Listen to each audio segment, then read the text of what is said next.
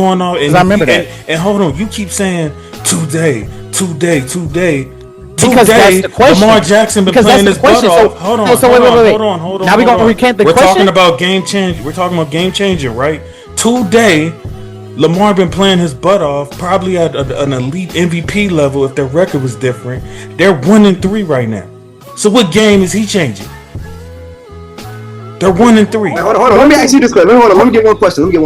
Yes, sir. So every quarterback, every top tier quarterback you name, Allen, Lamar, Mahomes, Burrow. I know he was going there. Every week they turned it up. They don't got they never had a bad week. They never had a bad week. I didn't say every week. I didn't say every week. You said every week. No, I didn't. You just said every week. I didn't say every week. I said he doesn't have to do much every single week. Whatchamacallit? They demand that shit out of Lamar, Burrow, Mahomes, and Allen every single week. That nigga be that great every single. Hold on, Isaiah. I don't think he was saying that to say Allen's not that. I think he's saying that to help Jalen's case of like those quarterbacks have weeks like that too. Brother, name me 1 week where they had 0 passing yards in the second half and they won the game. I mean, hold on. I don't know if it's 0, but Mahomes had some pretty dirt games last year and they won 15 games. So I'm pretty sure he has some close to it. Zero. Not close. Show me 0. Flatline. Make a master plan, watch it backfire. Burn it all down and collect the ashes. Build it back. Respect your what up? Welcome to the All Grind Sports Show. We are politically incorrect. I go by the name of JC. Here are my wonderful brothers and co-hosts. This is episode, I believe, 165 or 6. I lost. Yeah, 165. 165. Come on, man. I've been going a minute. Oh yeah, Isaiah. It's been a good little minute, brother. But yeah, 165. We on the road to 200. But just want to thank y'all for tuning in the way y'all have been, getting us to this point. Make sure y'all continue to like, share, comment, and subscribe. Y'all could have been anywhere in the world, but y'all here with us. We appreciate that. So before I introduce my brothers, first off, let me apologize. I lost my split at the game the other day, so y'all just bear with me. I've been trying my best. It's Isaiah's first day back, so he's probably gonna try to piss me off, but I ain't got no voice to get back at him. No, you exploded on Facebook yesterday. I hear talking all that mess on Facebook. No, we about to get into it today. Come on, you Mr. Chatterbox. Come on, don't blame it on me. But yeah, so first off, we got my boy, one of Cleveland's finest, straight from the nosebleeds. My guy Tyrell Jackson in the building. First off, giving honor to God, who's truly the head of our lives. It is a blessing to see you guys another week God has bestowed upon us. With that being said, this is the Cleveland representation, baby. So I'm very glad. I'm very excited to be here. And also, y'all know who on the concrete shoe list. And number one is always those PDF files. They are definitely number one on that list. And spread awareness and get y'all kids up to safety with that. And F Roblox. Alrighty. And then next up, we got the youngin from the So Icy gang, tatted like a biker gang. My guy Andre, the sports junkie. First and foremost, Isaiah, good to have you back, man. It's been too long. Hope everything's good mentally. Yes, if you ever need anything, you can always text her or call us. But on the second thing, I know it's been a while for you, so bear along with us. It's Podcast Tuesday. Let's go. My bad, Dre. Couldn't join you today. No, you good. I got you next time. That was a little weird, but I guess. I had you. We held you down last week, too. I don't know if you seen it. But. Oh, yeah, I did. I didn't get a chance to say thank you for that, bro. Yeah, no problem. Somebody got to do it. Pause. That really means a lot, for real. And then next up, no, y'all not seeing a ghost right now. The man with the plan is back in the building. One of the all grind day unos. Honestly needs no introduction, man. Y'all know who it is. My guy Isaiah Anthony is back, man. His first official episode of 24 since April of 25. Yeah, it's been a while. Been at school, handling some business. Everything's been going good. I'm glad to be back. Glad to see everybody. It's sad in Las Vegas, man. It's sad. You could turn it around. But my dog Asia Wilson got a game today. So Asia. Yeah, I told you it was going to struggle, No, nigga. I no, told you it was out. going to be a struggle, time nigga. Time out. Yeah. Asia, look at me. They online calling you a free throw merchant, saying you ain't really like that. They saying Kelsey Mitchell the MVP. Chelsea Gray saying you washed. Jackie Young, they calling you soft. I'm asking you, what you gonna do about it? That y'all the champions, that y'all think y'all, and that y'all know y'all are. I need another parade up in my city, okay? I need another parade in my city. Ain't nothing happening. You crazy. You know Miss Wilson bad. Y'all gonna be you know she a smooth criminal. And don't even think about trying to call over here to LA, trying to get Kelsey back, nigga, after this L today. Don't even think about it, nigga. You got what you got. Keep that same energy. He was messaging me at the beginning of the year when y'all started off 2-0. Oh, thank you for Kelsey. This, that, and the third. Brother, I forgot about that. Y'all ain't in the play. That's the only reason I said that. Y'all ain't in the playoffs, brother. Hey, man. I couldn't help. You know what I'm saying? We had one of our stars fighting from an ACL tear. You know, it happened. We'll be back next year. When the last time y'all been fighting for like a championship with Candace Parker? Wow, shout out to Candace Parker. Shout out to her. Yo, Spit, hold on. You talking like y'all the reigning champs or something, nigga. Y'all shit was 2 years ago. Hey, stop it, nigga. Hey, quit living. Our shit ain't quite dusty yet. Our shit ain't quite dusty yet. It Didn't got you go some back gleam on it still. Anyways, 6:30 p.m. PT. I'll be front and center, nigga. Yes, Best sir. believe that. I hope so. I hope so. Best believe that. I hope so. And then next up, we got the Niners fan in here that, you know, we gonna put some respect on his name because he still popped out. He don't just come when niggas is undefeated. Norm. He showed his face after a bad loss, so we respect it, Reek. Thank you, brother. Hey, I got a lot to say about that one right there, man. But I'm gonna save it. But we appreciate you being here, my brother. For those of y'all who don't know, he has been kind of rocking with us, you know, pretty steady the last couple months, man. We got my guy Reek in the building, man. What up? Hey, what's up, man? I would give you the usual area, man, but you know we don't need that right now. Man. We don't need that right now, man. I got a lot to say about that game, but I'm gonna save it. But man, yeah, happy to be here, happy to rock out, you know. Just hope everyone's been doing well. Everyone's blessed. You know, just another good day for some podcasting, man. Absolutely, brother. So let's jump right into it, man. You know, since, you know, we got me and you here, you know, there's some NFC West business going on for TNF. First game of the week, we had the Seahawks and Cardinals. How we feeling about this one? I ain't gonna watch that again. I ain't gonna hold you.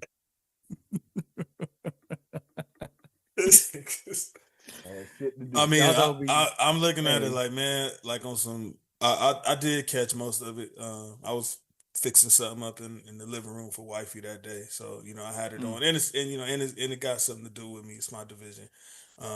You know, it seems like don't look now with the Seahawks, man. Like they defense is looking kind of legit. You know, so if they can, you know, Jackson Smith, he's as good as advertised. You know, coming into the season, I was like, you know, maybe not. You know, it was the end of the season, everybody's resting and all that. Nah, that kid looks legit.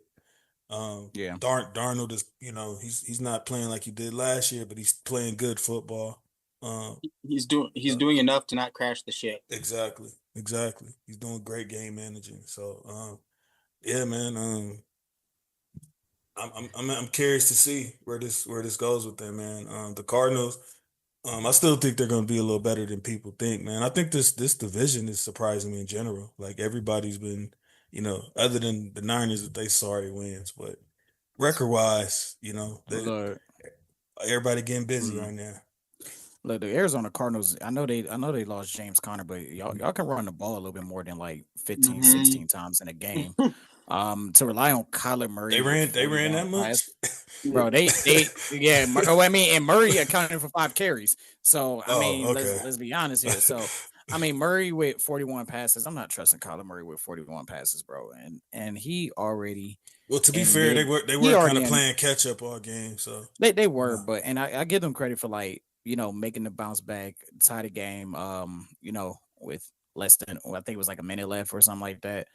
In regulation, Marvin Harrison he showed up. He showed up when it mattered the most in that game, and was able to score the game tying touchdown. Unfortunately for Arizona offense, their defense did not deliver for them to keep Seattle out of field goal range. So I mean, overall, like this was an entertaining game for the most part. This is what you expect from Seattle and Arizona. A very close, tight knit game. Maybe a little bit action here and there. Just I ain't got nothing bad to say about this. Outside of Kyler Murray looked like he's in, fuck it. Marvin Harrison Jr. is open down there somewhere. As I've been saying, he should be. Yep. When he got a receiver one like that, you should. And I did like the fact that he did rely. It seemed like he relied more on Trey McBride than he has in the last couple of weeks. Just from what I can see so far. So I thought he played a solid game so far. I'm still not high on Arizona just because of their defense and just because they usually collapse at some point. I mean, I wasn't high. I just felt like they were going to be middle of the pack when it came to the league. A lot of people still had them like in lottery territory when the season started. So I just felt like they was going to be better than that. Wow. I did not know that. And what I'll say too is like one thing too that really hurt Arizona in that game too was, and JC, you said it at the top of you said it right now, like that defense on Seattle is tough this year. And Kyler Murray for 35 yards was sacked 6 times on that night. Jeez. 6 sacks is, I mean, that is horrible. You just cannot let yourself get hit, your quarterback get hit that many, sacked that many times. And even if it wasn't a sack, they did the next best thing, which was a QB knockdown or a hurry. He was running for his life most of that game. And shout out to Seattle's run game too. They averaged 4.4 in yards per carry on 155 yards. So shout out to getting your pass run ratio clicking. Would you take from this, Frederic? Yeah, I ain't gonna lie. I kind of turned off like third quarter, so I didn't even really get to see. Yeah, no, it did look like it was going to be wrapped up. But what I seen, y'all kind of pretty much hit it on the head. Defense. I think Kenneth Walker is a nice running back. I think he the backup too. Yeah, I don't think I think his name like Charbonnet, some stuff like that. Yeah. I don't think they run game get enough credit for being as dynamic as it can be. Yeah, I didn't really have like too many expectations for Arizona. I assumed Seattle was going to win. I was surprised that I did read about the comeback, that they're attempting to have a comeback. Yeah, man, it was, from what I seen, it was kind of a little one-sided, but just for them to come back, make it a close game. I mean, it was a field goal away from overtime. So yeah, division rival, but you really expect, got to make it interesting. Yeah, for sure. And real quick, shout out to Kobe Bryant out there, the cornerback that got the interception. That's actually my coworker's nephew.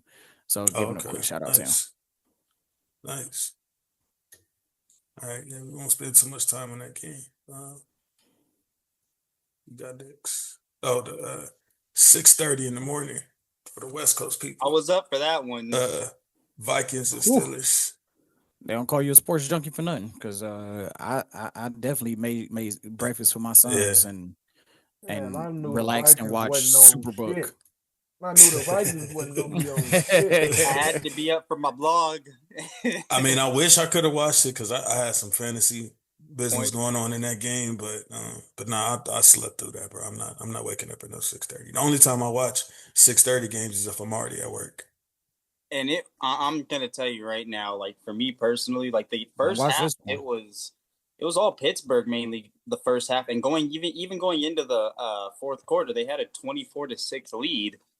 And I was literally on my blog, I was writing the ending down already, thinking like, okay, well, I think I can wrap this up for myself. And then all of a sudden, one touchdown turned into two, and I was like, oh, wait a minute. And there were definitely some questionable moments at the end, but the Steelers did fight at the end. They pulled it off and were able to get the win. And at the end of the day, that's all that matters. So is that how Carson Wentz got all them yards from coming back? Yeah. Because I was wondering when I was, because when you go to a game, it's hard for you to pay attention to all the other ones. So when we seeing it in the banner, I saw Carson Wentz for 350. I was like, damn, he did that, bro. He was sacked. He was sacked 6 times, bro. They finished 4 for 14 on third down, and they went bro, and they had their only good efficiencies were their fourth down and their goal to goal. They were 1 for 1 in goal to goal and 2 for 3 on fourth. Man. But for me, bro, I just thought like Pittsburgh, man, it was like their defense got, I'm not going to say they got tired, but when you have a 24-6 lead, or like you just kind of like, instead of play, take your foot off the gas a little bit. Yeah, and what was funny was I understand that they're playing to win, but the defense with that lead, you know how usually they play their defense like in a prevent defense, anything will allow a pass, but nothing can go behind us kind of thing. Right, but they were playing man, so the receivers were able to get by them. Right. And even the announcer was kind of like, guys, back off a little bit. Like if they're gonna throw the ball, make them throw it underneath, not over you. Yeah, that makes sense. Takes more time off the clock. Yeah, and it was almost like kind of like, we got a good lead. They can't come back, because it was in the fourth quarter that they started that comeback. So I understand, but it's like it's not over till that clock hits 0-0. A lot of them boys almost fucked up my ticket. But yeah, nah, I agree with Dre on that.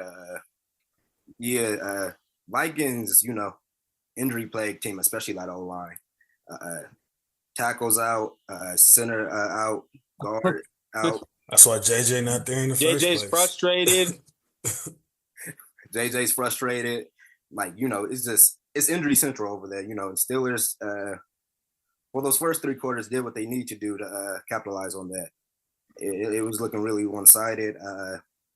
Till that fourth quarter came, like Dre said, the defense got a little lackadaisical, a little comfortable, You got to play through the whistle, got to play through till it's over, We've seen too many times where a comeback can happen in 1 quarter. So I think that's something that's easily coachable. I don't think that's something really need for concern for the Steelers. But they got to get help.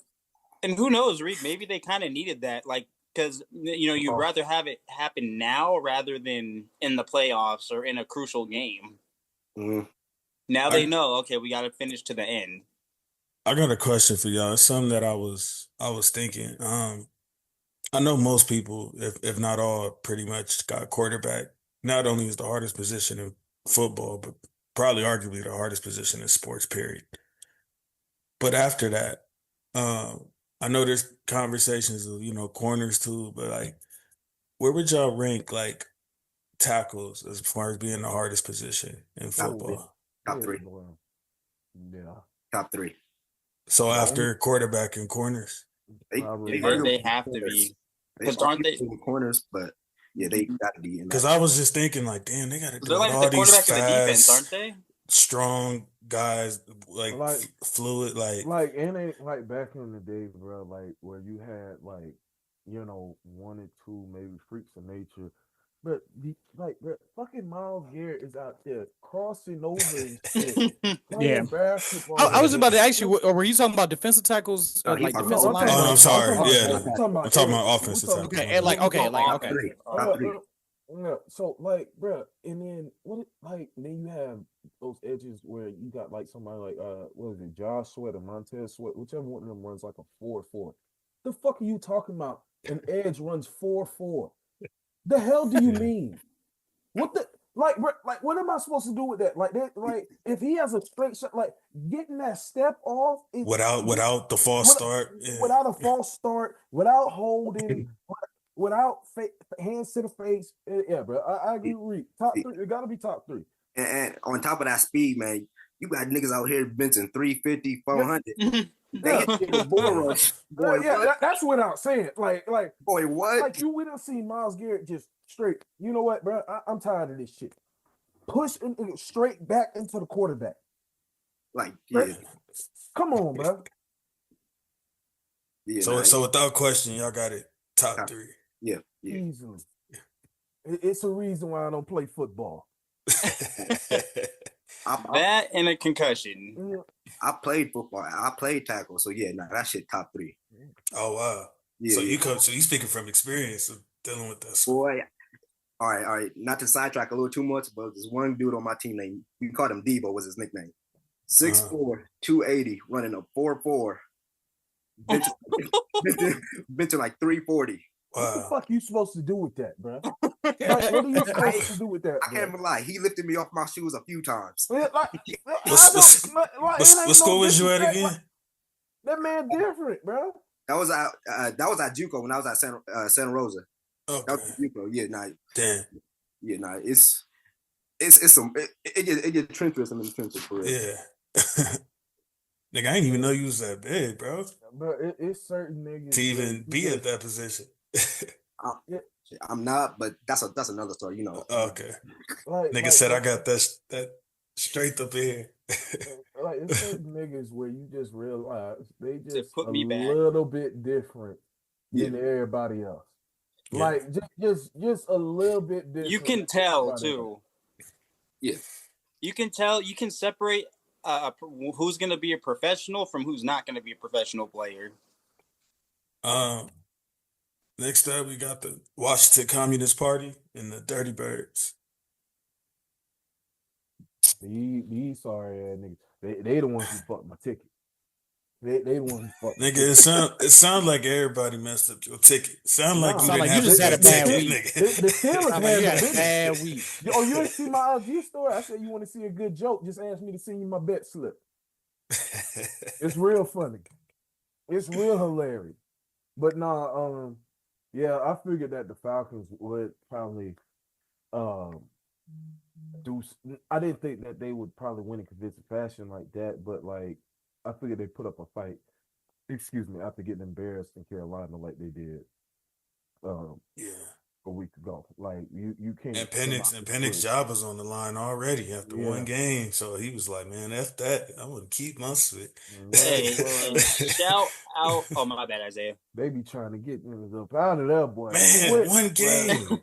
That's it. But the other ones, them niggas be getting 2-3 years of being sorry before it's a conversation. Josh Allen. Yeah. Who said that? Who said that? Nah, he not lying though. He not lying though. Before niggas forget that Josh was low key on his way to the bench before Diggs got over there. Niggas forget that. And also too, just shout out to fucking Michael Penix, man. I know you said he was playing because his job was on the line, which was crazy after one effing game, but okay.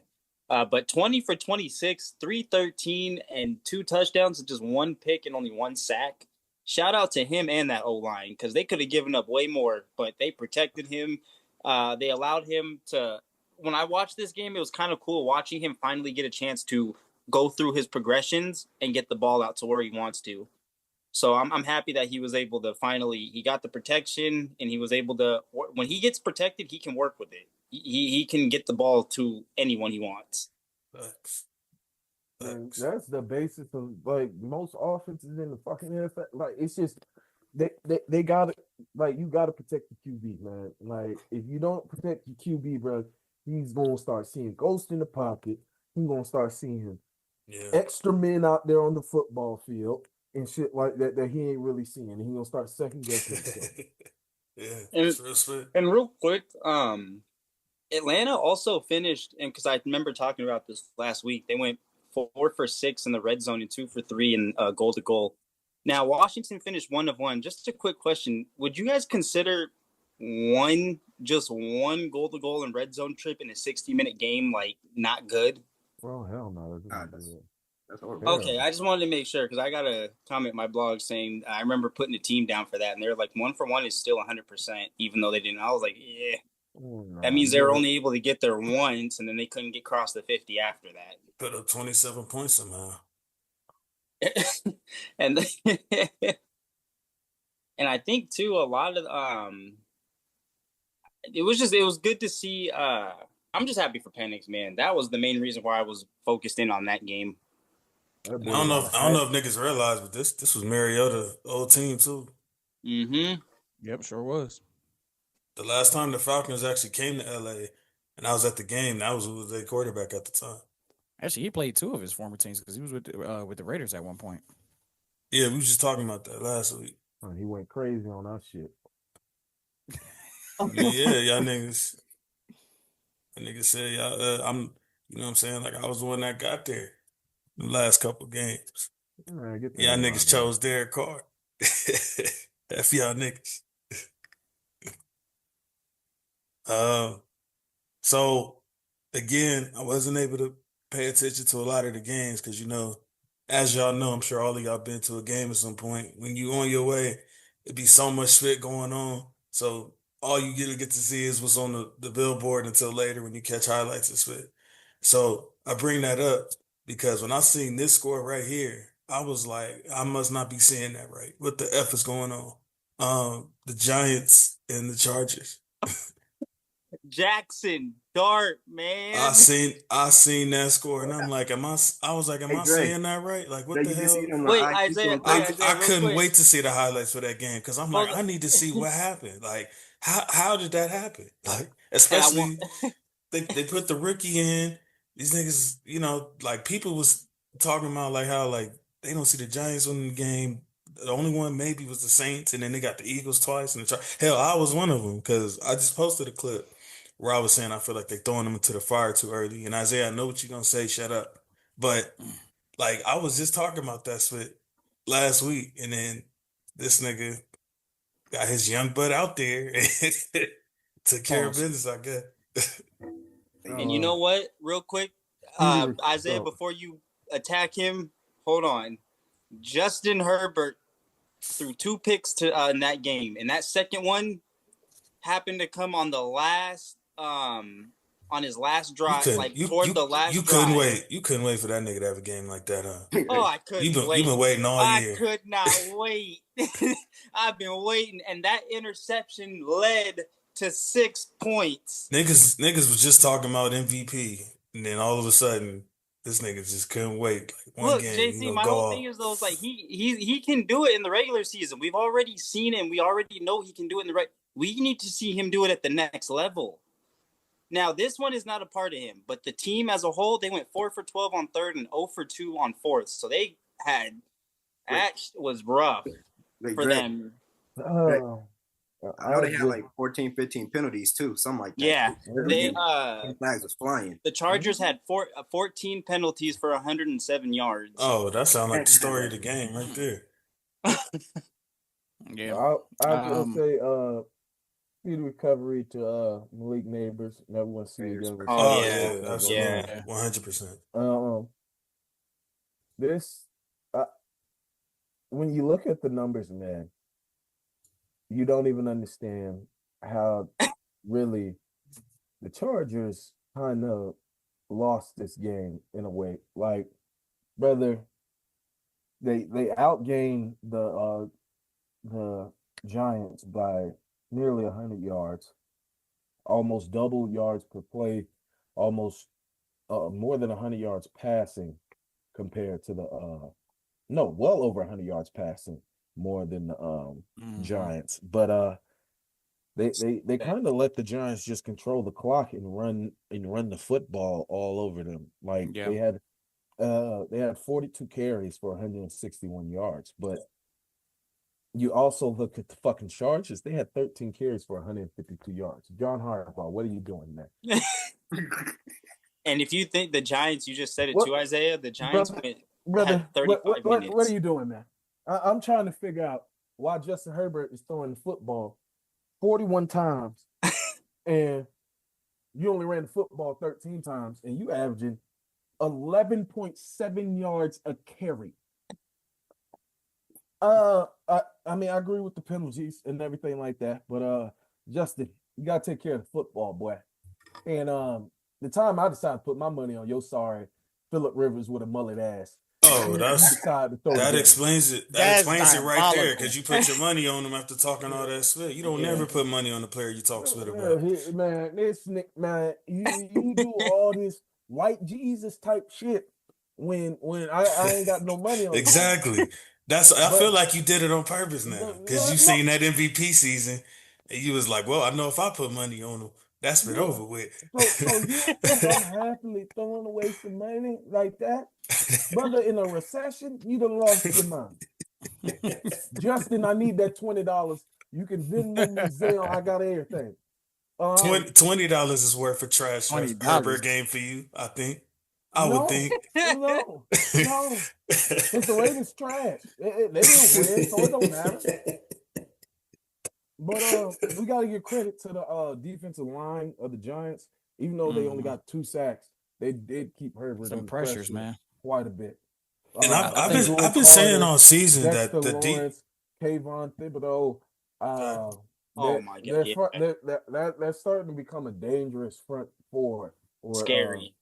Scary group of pass rushers that they have right there. I mean, those are 3 non-slouches right there, especially the showing that Abdul and Dexter had on Sunday. And then Brian Burns. I've been saying, Brian Burns. Yeah, I forgot about Brian Burns. I've been saying all season that, like, it's not their defense. Like, their defense is good. They just they got to get some offense going. It's just so crazy how far Ryan Dable kind of fell without Saquon. Since that 10-6 season. I mean, that's called overachieving that first year. What a difference a running back makes, man. Yeah. What a difference an elite running back makes, man. Talk to him, Isaiah. That Cam Scott, he is must-see TV. But he gonna put that shoulder and that helmet down and try to truck somebody. But we all knew that it was Barkley that was carrying that offense that season. Oh yeah, everybody except the Giants apparently, because then they paid DJ, but then didn't want to pay the nigga who helped cultivate that. So hold on now. Daniel Jones out in Indy. No, I'm saying. We speaking in real time on the Giants. But he also got a running back now out in Indy with JT. There you go. So it sounds like there's a formula for DJ to be successful. Yep, and he just wasn't successful in the Giants, and he maybe just needed a change of scenery, really, to rejump his career. Needed a running back. It's just and somebody to block. In all honesty, there's probably only 4 true game-changing QBs in the NFL right now. I'm talking about truly, they can put the team on their back and try to find a way to win, even if y'all ain't running the football well, week in and week out. 5. No. 5. Not your boy. Look, you see him hating. I didn't even say a name yet, and he hates. Because I already know what he's going to go. Look, it's such a hater. No, I'm not a hater. Stafford had 3 game-winning playoff drives to win the Super Bowl, so you can't say the nigga can't put a team on his back. You talking about that Aces championship? How long ago was that Super Bowl, brother? I didn't say Stafford was. Hold on, 3 of the niggas that you talking about ain't even done that. But you saying how long ago was that? Hold on, can I finish? Because I'm sure the other 3 great analysts and co-hosts who ain't out here getting spotty while their voice is going still would likely agree with me. Now, as I was, my brother in Christ. Lamar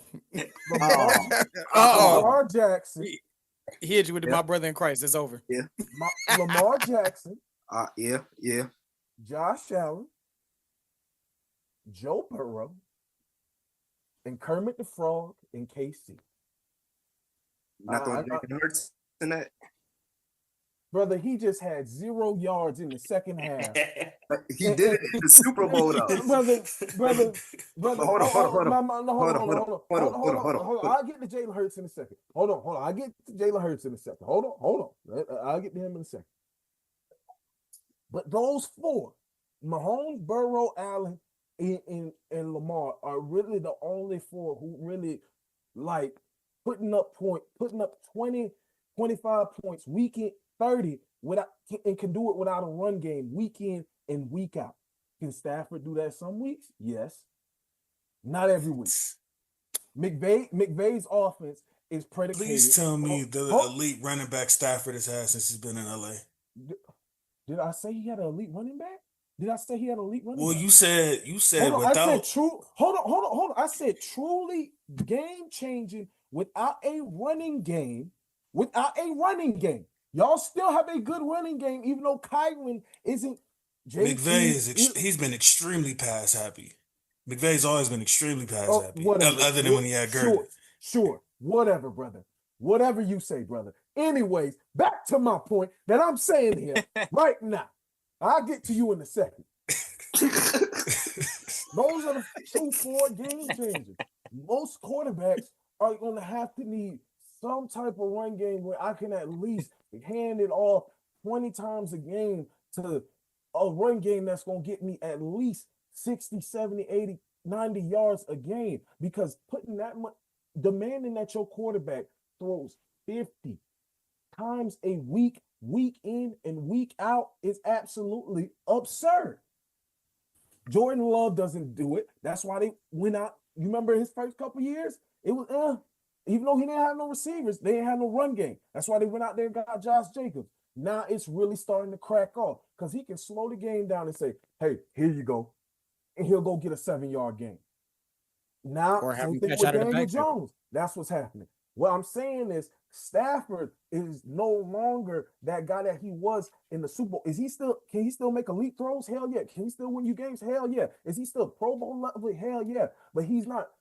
His shoulder already, he even said himself after he got surgery on his shoulder again. Kind of, He ain't slinging that bitch like he was with Calvin Johnson. Shoulder looked fine. His shoulder looked fine the other day.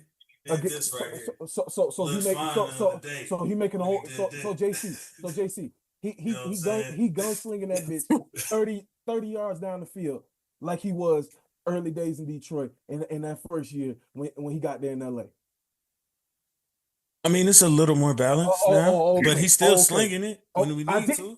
Did I take anything away from Stafford in what I just said? Did I say he can make elite throws? Didn't I just say he's? There's just no way he's not in the top 5 of game-changing quarterbacks in 2025. Okay. Go put him with Baltimore right now with that sorry-ass defense and see if he gets you 30 points a game.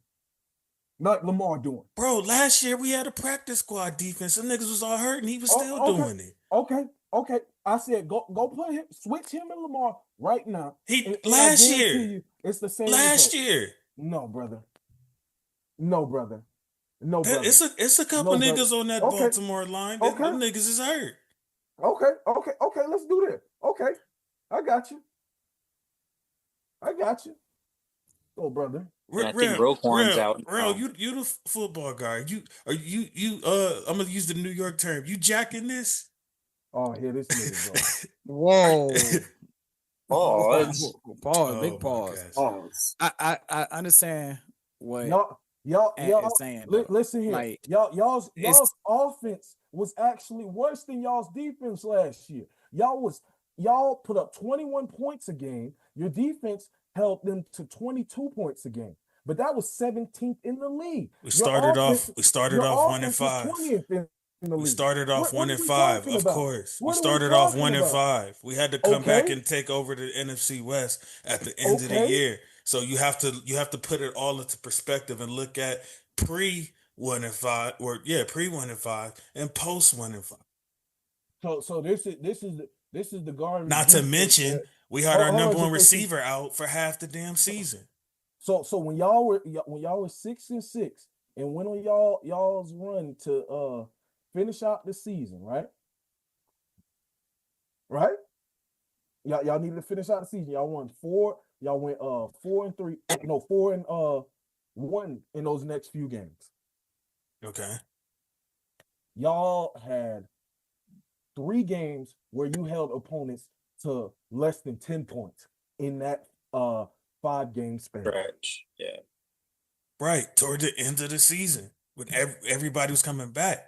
JC, even in the beginning of the season, the defense is not nearly as bad as you trying to make it seem. Them corners were. Them corners were. Oh, okay. And what is Baltimore's corners right now? What is Baltimore's corners right now, brother? They ain't cooked. That's all I'm saying. I'm just saying, brother, he's not putting up 30 points a game like he was just a few years ago. He's a little bit older. You act like I'll take something on this the same shit you was just doing on Facebook earlier when I said Puka Nacua is top 3 without thinking about it, without me going to check the stats. I said the only thing that he has to do is go back to back with 1K 1K yard season. Here you come out of nowhere saying, now I'm acting like he a piece of trash. I said the man elite. I said he just has to make back-to-back 1K yard season. That's what most fans want to see, that consistency. And I've always said that that each position, Mike Evans is one. The best player changes every single year at each position. Mm-hmm. And I even said to you on this show that I was biased because Devontae Adams is my favorite receiver. I said Cooper Kupp was the best receiver that year, young man. I never heard it. I heard a lot of hating. Because that's something you want to funnel through your head, brother. This nigga beating the wall. He's beating the effing wall about back-to-back 1K, back-to-back 1K. Are y'all niggas telling me that 990 in 10 games ain't effing retarded? Hold on. So, and once again, nigga was 10 yards out, and you beat the wall about that. Oh, he didn't get 1K. He didn't get 1K. Is it 1K? Yes or no? If I give a nigga $990, did I give him 1K? Yes or no? You know what? I ain't even tripping off Oh that my little goodness. You got it, bro. You need him more than me. You know how many times we've been on this show? You need him more than me. This the same brother. Hey, come who on. told us I ain't rounding up spit in regards to steal averages when it's 0.9 and it'd be like 2.9 steals. And I Even he had that's to a laugh different a little bit. That's a different sport. That's a different sport. Hey, I'm still tripping off that if I give a nigga $990, $990. does he have 1,000? Does he? And that's all right. Look, I'm gonna just ask this. I don't want to spend too much time on it. Reek, Rel, and Dre. Is Matthew Stafford a game-changing quarterback right now? That's the bottom line. Right now, is he a game-changing quarterback? Game-changing quarterback? I think so. So you telling me he can go win you 5 or more games by himself? No quarterback can win 5 games by themselves. I done seen Lamar do it. Team sport. I done seen Mahomes do it. When Lamar do that? When has Lamar been by himself? You know what I mean by when I say by himself. A few You years know I ago, don't when he had no literally wide mean receivers and no running by back and was himself. still carrying them to the playoffs. What are you talking about? I don't He had mean no literally. I'm running back. joking when I say by himself. Yeah, no J.K. Dobbins is solid. You're right. He didn't have any receivers, but J.K. Dobbins and Dobbins was always injured. Yeah, didn't he get hurt anyway? See, hold up now. You see what he be doing? This nigga bring up Dobbins. Gotta bring in Dobbins, and Dobbins was okay, but he also an ACL and Achilles. Yeah, but he was also having elite defenses back there. So that's a different ball game. That's because the Baltimore Ravens like to send 8 people. I seen Stafford ball out with Tutu and DeMarcus Robinson as his top 2 receivers. So I know he's capable of that type of stuff. That was a few years ago. That was last year. And he still got elite OCs out there. They stuck Lamar with Greg Roman. This nigga bringing up coaches. He bringing up coaches now. All right, you got it. So this ain't a coaching sport? This ain't a coaching sport? He just, why you? I'm just saying, everybody but Stafford. Everybody but Stafford. Why you just disrespected Greg Roman like that though? That was nasty work. Cause guess who's the OC in LA right now? Greg Roman. and they have a Greg great Roman's one of the running most game. respected offensive coordinators Look of the here. last 20 years. He'll have you a great running game, and then go away from that bitch and have Herbert throwing it 40 times, just as you saw on Sunday. That's the issue. Doing stupid shit like that. When you should be running the clock out instead. That's why Herbert to answer your question. There's no reason Herbert should have threw that ball 41 times on Sunday, and your run game is potent like that. I would say there's no reason. And the reason why he threw 2 picks is because of Greg Roman. You see Abdul Carter, Brian Burns, Kayvon Thibodeau, Dexter Lawrence, and you like, let me drop him back 40 times again. And they were rushing him like crazy 11 too. yards a carry.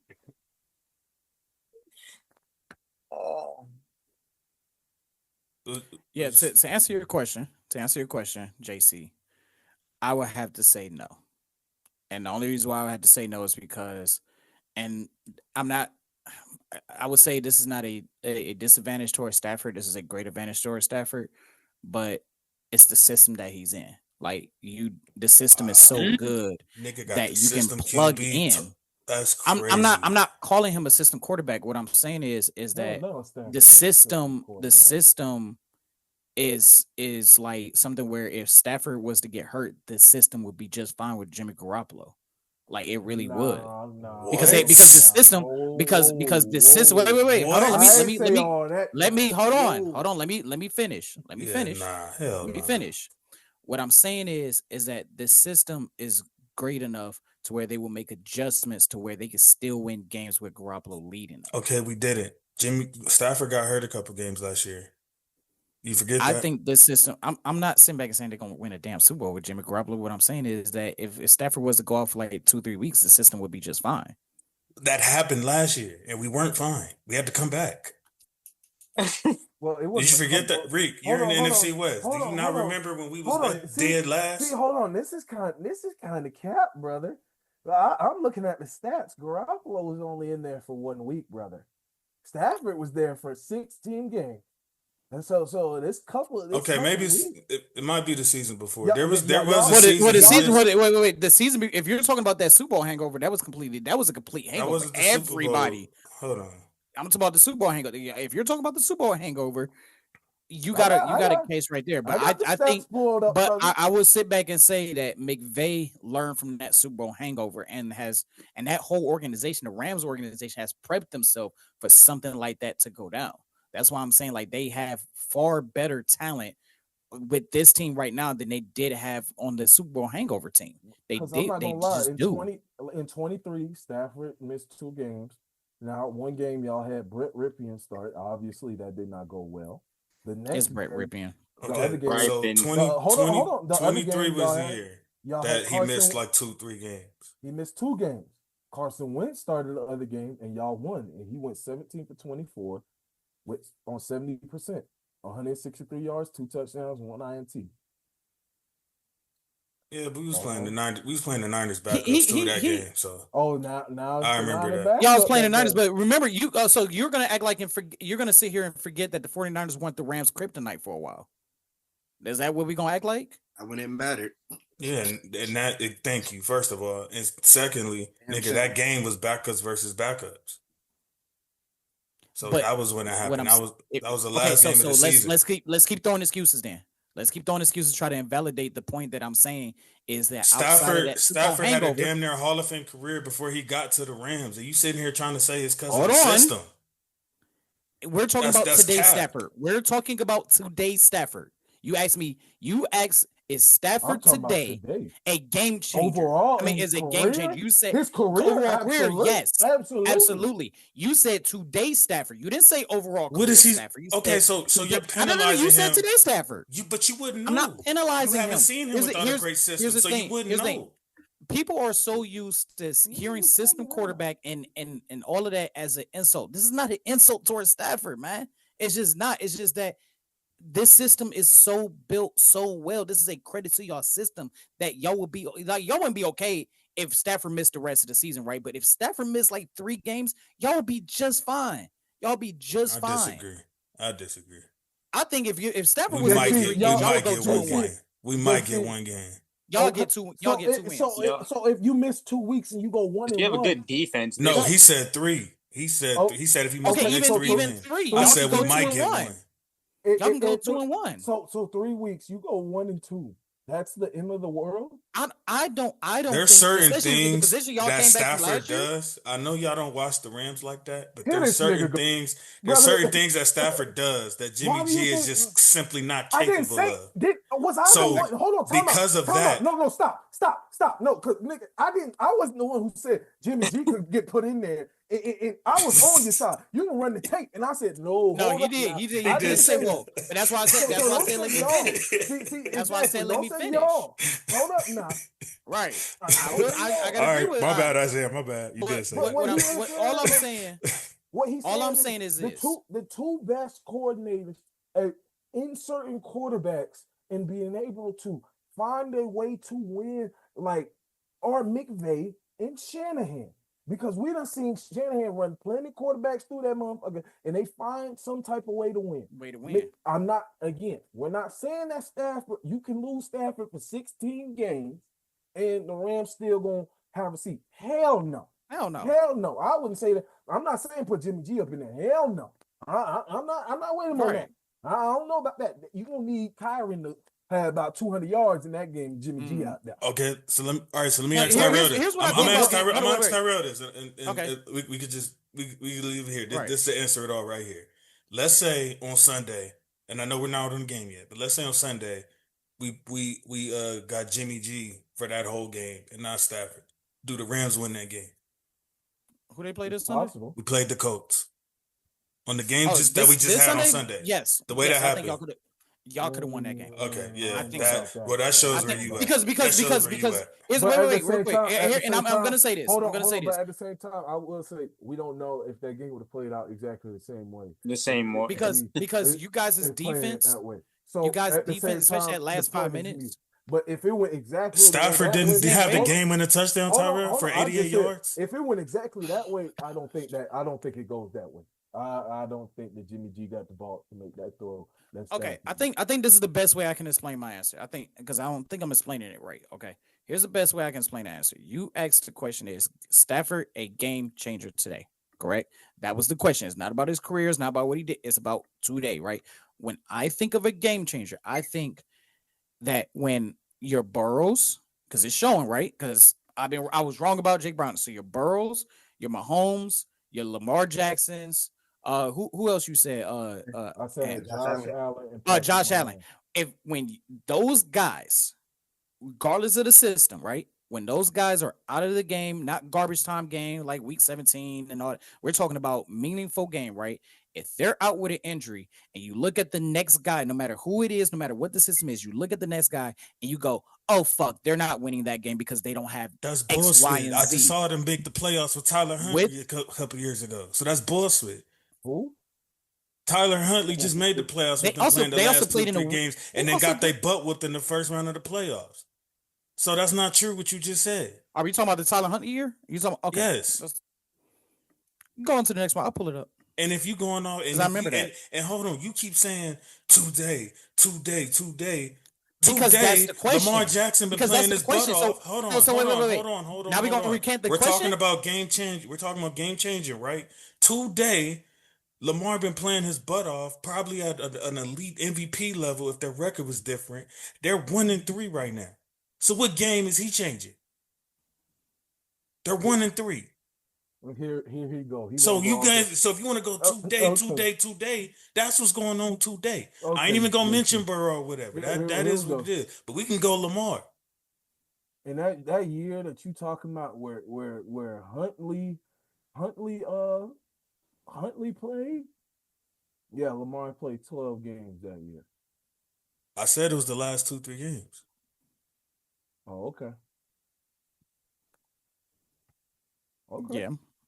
And they But also we'll get to that. We'll get to that game later because now we're getting into the game split. And I know y'all probably don't want to talk about this game, but I'll bring it up anyway. The Titans and Texans. That was just the ass whooping, and that was CJ Stroud saying we're not losing again in the defense. Yeah, What were they going into that game? Titans or Texans? Texans, my bad. Sorry. I didn't hear what you asked. Oh no, what was the record going into that? The Texans? Yeah. They were. I don't think either one of them had won again. Yeah, so they were not about to fall to 0-4. Yeah, There was just no way. That's what I fucking thought. Wasn't Titans favorite too going there? Because I seen a couple people with Titans on their card. Yeah, we did the Vegas. Well, I don't know if you was here, but we did the Vegas split last week. Yeah, I think they had the Texans. It wasn't by much. It was like 3.5 or something. Like that. Stroud had a hell of a day. He went 22 of 28, 233 and 2 tutties, no picks. So their ground game got going. I mean, they picked up a $129 on the ground, but their per carry total was a 3.7. Yeah, we ain't got to spend much time on it. No, we can move on. Yeah, that's what I fucking thought.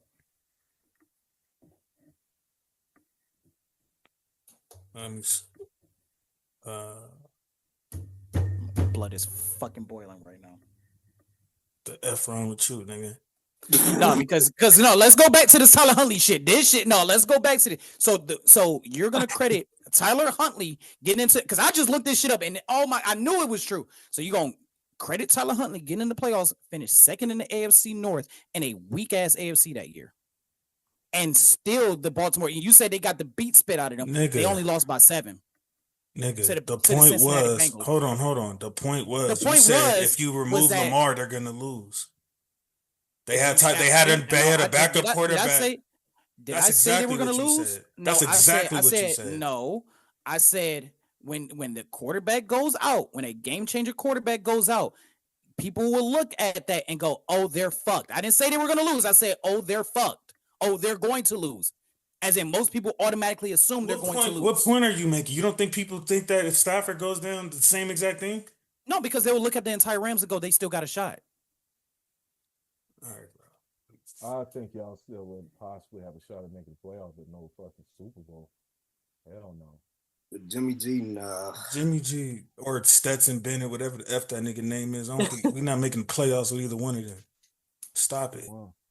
Sure, okay. That's what you want to do.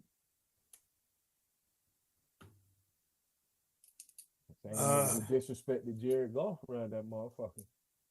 Because Jared Goff was missing playoffs with the roster that we had. So yeah, he deserved to go. It was a misplay. He made it to the damn Super Bowl. And what did he do when he got there? Oh, okay. What y'all love to say? Bill Belichick, the best defensive coach out there. Yeah. Bill Belichick, man. Bill Belichick, man. Fuck Bill Belichick. His sorry ass got carried by Tom Brady.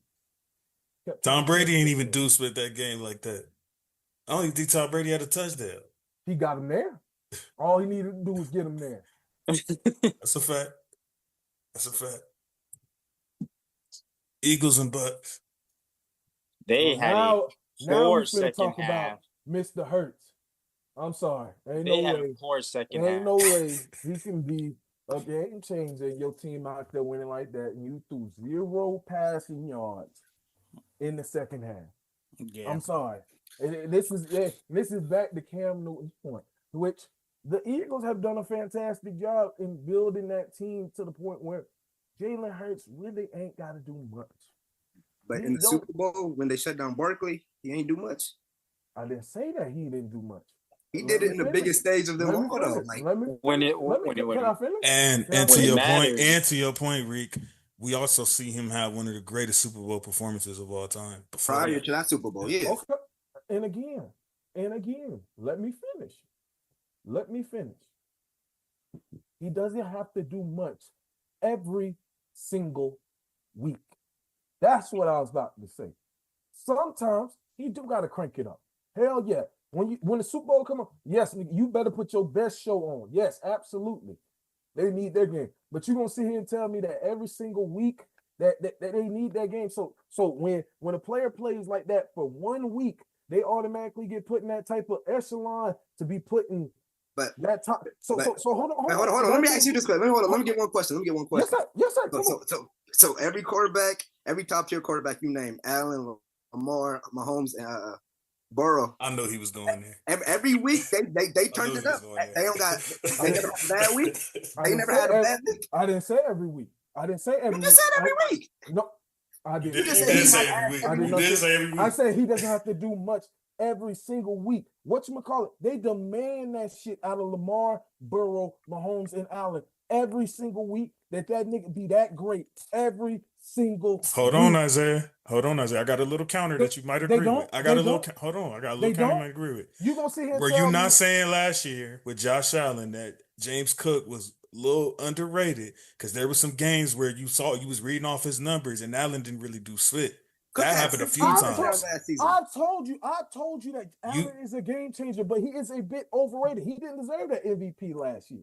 No, I'm not even talking about that. I'm just saying in general, as far as you saying every week to reach. A player is underrated and a player helps out does not take away from him being a game changer. I'm sorry, that does not. Because I'm just saying to Reek's point, I don't think he was saying that to say Allen's not that. I think he's saying that to help Jalen's case of like those quarterbacks have weeks like that too.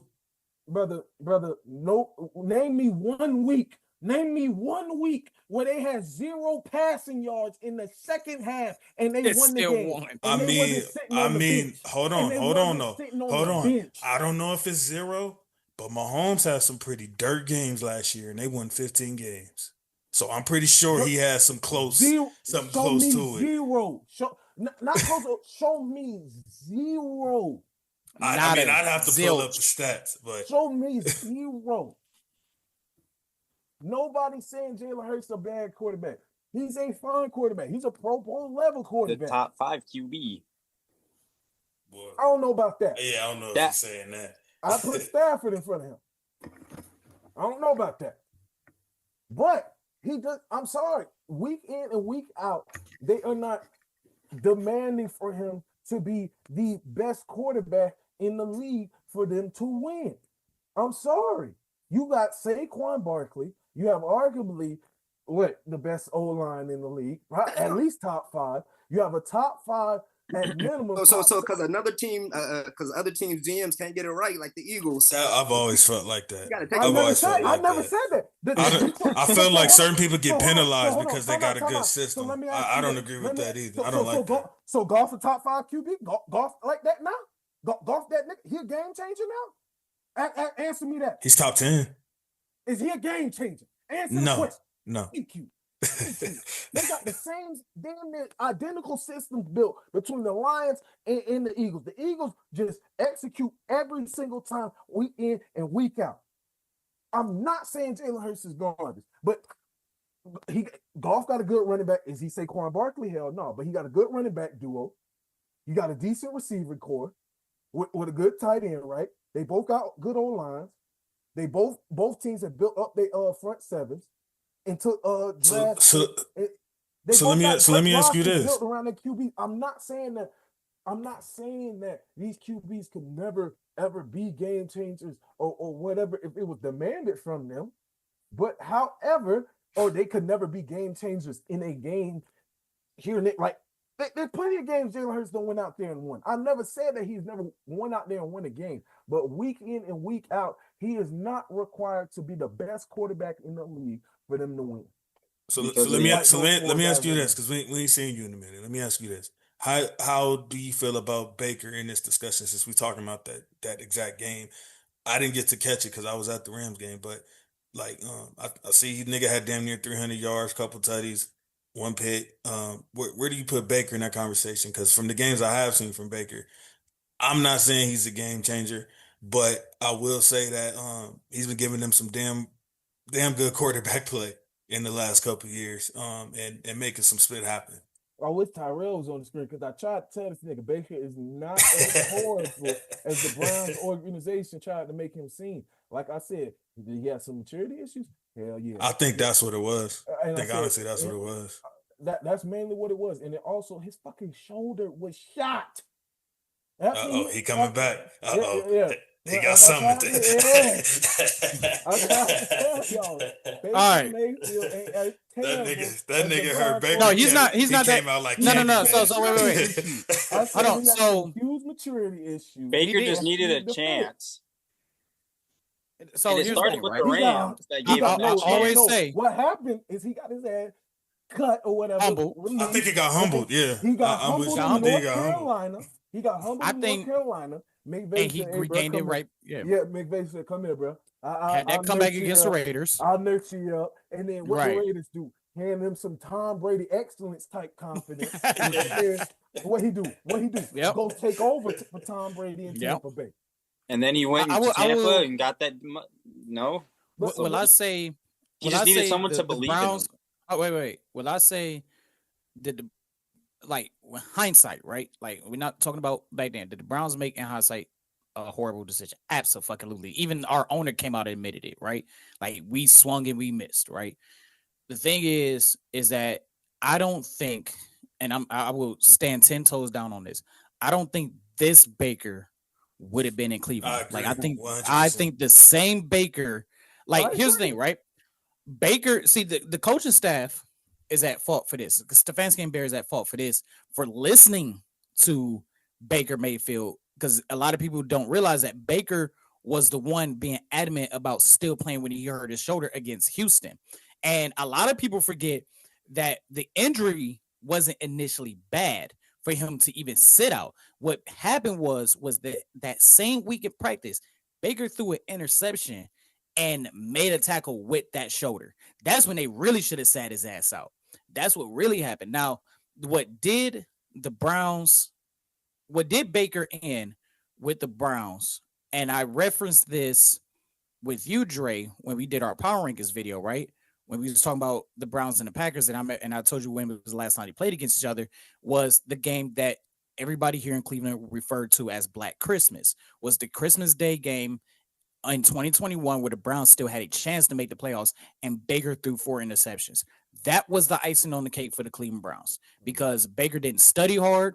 Baker actually was playing video games the night before and proceeded to crap the bed. Do I think Baker should have played at all during that season? No. I thought the best option for Baker was to sit his ass down and show the organization why they needed him, right? But Baker had that maturity issue.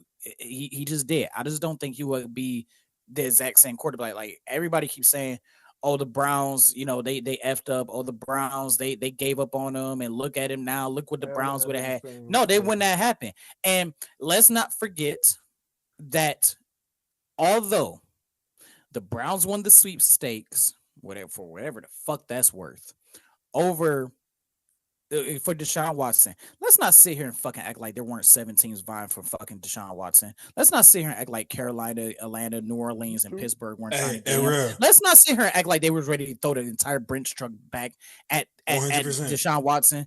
Real quick. Let's not act like real quick. Let me answer that though, because I think that you hit on a very important point. Also included in that, and you can continue.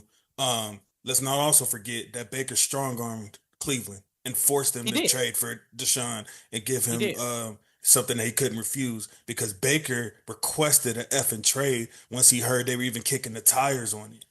And that they had even gave him any type of offer. So at that point, if they didn't get Deshaun, Baker was basically finna F them over to where it's like, damn, now we didn't get Deshaun and we got to deal with a disgruntled quarterback. Well, here's why Baker was disgruntled in the first place, right? Because yes, you do bring up that point, right? But here's why Baker was disgruntled was because the simple fact that the Browns declined Baker's 5th-year option. So they were already had these in the work to even like potentially move on from Baker, because Baker had, let's be honest here, everybody seem to forget because we got this great, wonderful revisionist history, right? Baker was inconsistent here. Like 2018 rookie year played fantastic. 2019, what the hell was that? Can't blame him because he had Freddie Kitchens, right, as his head coach and play caller. Then he came here, 26 touchdowns. Stefanski first year, 26 touchdowns, 7 interceptions, playoff win under Mike Prefer. I don't give Stefanski that playoff win. And then 2021, yes, he had the bum shoulder, but he should have sat the fuck down again. And this is why I say fuck Houston Texans, because this shit started with Houston, then we traded with Houston, then we still continue to trade with Houston. Shit's weird, but like this shit happened when Baker threw the interception, made the tackle. That should be. I remember when he got up from that game, and I'm like, why is this motherfucker still playing? But Cleveland fans, let's not sit here and act like we weren't shitting on Baker. Now, there was a debate. The only reason why there was a debate, I remember you saying at the time it was like 50-50. The only reason why it was 50-50 was because of what Deshaun did off the field. If Deshaun didn't do what he did off the field, this fan base would have been sold. Gotcha. Because that makes sense. Because here's the beautiful thing.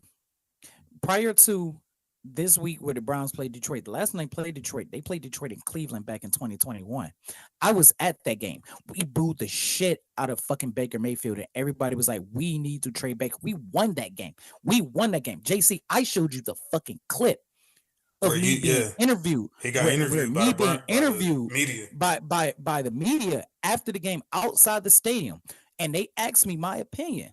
They said, hey, what do you think? This is from Cleveland.com. They said, what do you think about Baker Mayfield? And I said, we either got to go get Aaron Rodgers or Russell Wilson. But I said, the way the roster was built at the time, the way the organization was structured at the time, the organization felt like we have a chance to win a Super Bowl. This was the thought process. We have a chance to win a Super Bowl, and Baker is not. Go get a guy. Yeah. Go get the guy. My clip made it on Sunday Night Football. I showed you that shit. Yeah, I seen it. I'm not bullshitting on that. That was the thought process of the organization back in 2021, 2022. Let's not play 2025 with Cleveland Browns. Did the trade end up being disastrous? Yes, but I celebrated the trade from an on-field standpoint. Did anybody think, whether it would have been the Cleveland Browns, the Carolina Panthers, the New Orleans Saints, the Atlanta Falcons, the Seattle Seahawks, the Pittsburgh Steelers, I'm naming all of the teams that went after Deshaun Watson. All of the general managers that said that they would take Deshaun Watson over Baker Mayfield. I even heard rumor that the Raiders might even kick the tires at the time. That was why they didn't sign Derek Carr right away at that time. Exactly. So let's not sit here and act like there were 32 general managers interviewed. Over majority of them that knew he was going to play that trash. that knew that they said Deshaun Watson was the quarterback over Baker Mayfield. Because although Deshaun sat out a year, we're not going to sit here and act like the year before, Deshaun Watson time we saw him, he was elite. 5,000 yards. Yeah. Wait, what and year? He had. Hold on, time out. What year was Deshaun Watson traded? 22, right? 22. Yeah. The Raiders weren't in on Deshaun Watson. Well, I didn't. They wasn't in, but they was. No, it was. It was rumored that y'all kicked the tires, and that was the reason why y'all didn't give Carr that option at the time, right away, because y'all wanted to see what happened with that first. I'm telling you, no, because we still at that time, no. You gotta remember. I mean, it's not like. I mean, I get probably why you're saying that, but it's not like y'all probably would have gave it 240 guaranteed. I'm not talking about that. It's not even that, brother. That year before, they just told Tom Brady, "Nah, we're gonna roll with Derek Carr." Oh, yeah, I didn't know that. That shit came out just. It came out years later, but yep. Oh, yep. Wow. It sure was. It just came out a few weeks ago. Mark Davis said himself. No to Brady, yeah. Because remember, Brady kept hinting at the team. They did not. Remember, people. They weren't going. Brady kept hinting. Yeah, remember. So that's what it was. So it wasn't Deshaun. It was somebody else. No. You remember? Everybody thought that. Everybody thought it was. No, everybody thought it was San Francisco. Everybody thought it was San Francisco. Hometown team, Jimmy Garoppolo. Yeah, everybody thought San Francisco. You're going to stick I remember that guy over me. Yep, everybody thought the 49ers because hometown team is perfect time for him to go back to his hometown team. And everybody thought 49ers. And even Brady, before Mark Davis came out, Brady alluded that it was the Raiders that did that to him. And that was one of the reasons why he wanted to buy a minority stake of the Raiders, because he was always interested in joining the Raiders organization. Wow. There's a reason why he bought 10% of the organization. And you know what's funny too? Brady probably, when they told him no when he was playing, when they told him no, Brady probably was thinking to himself, like, seriously? Like, are you serious? You're going to stick with Derek Carr? Not. That's what he said. He said said that to their face, like, this is the guy you're really going to pick over me. Really? And that's just hilarious, because Brady's thought process must have been leaving that building what is wrong with him? I honestly had just prayed. Honestly, it wasn't. Trey, that's probably a whole show of going on that. Like, bro, I honestly had sat up there and prayed and said, bro, I prayed that it wasn't us who told Tom Brady. Like, nah, because there's just no way. So everybody thought at the time it was the Niners, but it was y'all. Because everybody thought that he wanted to go back home to California and stuff like that. played with the Niners. You know, And like that's his Tyrell hometown said, team his too. hometown team. He grew up a Niners fan. Yeah. I think He was at the catch. He was at the original catch game. He loves Joe Montana, shit like that, and everybody just knew. They was like, "There's no way," because I mean, it's not even possible that the Raiders would tell Brady no. Yeah, and it was like And they did. It was more so because like they assumed that like because Garoppolo was his backup for so long. That's what. Yeah, it seemed like it was the cards were perfect. Were aligned for it to be the 49ers, and wasn't it more so John Gruden the one that said no to him? Because his ass, I want to beat him, not join him. Because guess what? Y'all think Reggie McKenzie, Reggie, because wasn't Reggie McKenzie still in the organization at that time, or did Mayock take over at that point? Mayock was there as the puppet general manager. He took over like 1 year as the puppet general. You are a puppet general manager when in the contract the head coach has final say over the roster moves. You are the puppet general manager at that point. Like Reggie McKenzie got thrown under the bus massively when they were trying to build something prior to Gruden getting there. And Gruden told goodness gracious. Kind of just all right, let's get back to Gruden let Mac you know what? Yeah, that's what I'm telling you. It's a whole show. Yeah. Trust me, I and real quick, and I actually was going to talk to you about joining me on this. I am going to be doing like videos for each team, like since they relocated back in 2017, and the Raiders is one of those teams. So I was going to ask you to come on today because I wanted to talk about that. I'll try to watch my language because I know you be on radio and stuff. No, I ain't on the radio. I'll do this right on here on YouTube. Oh, okay, bet. Because that motherfucker Mark Davis, he need to sell his controlling stake of the team. That was he need to sell that haircut that he got. That's what he need to sell. That was by far the dumbest thing I've ever heard in my life. I'll be right back. And real quick, JC, back to my bad. We'll get on that in a second. But back to that Tampa Bay Philly game. I just wanted you to know that second half that Philly played was piss poor as hell. They had a grand total. So were they beating on them? They had a grand total of, in the second half, they had 5 3-and-outs. In the third quarter, they had 3 3-and-outs in a row, 3 straight possessions. Yeah. And Jace, what did you say, Isaiah? You're like, he doesn't need to always perform great, and I get that, but that second half, man, that was. I mean, first half they were up. That's what I'm saying. They were up. Yeah, well, the first half, JC, they were up 24-3. Jalen Hurts, like for big, and then they came back in the second. Especially like during the playoff, it felt like sometimes, but he honestly do have everything that he needs to be in a game changer as far as like tools like a quarterback would need. He got the wheels. He has the strength. He has the arm strength, like, to get the ball downfield and stuff like that. But sometimes, at times, it's like he coasting through the regular season.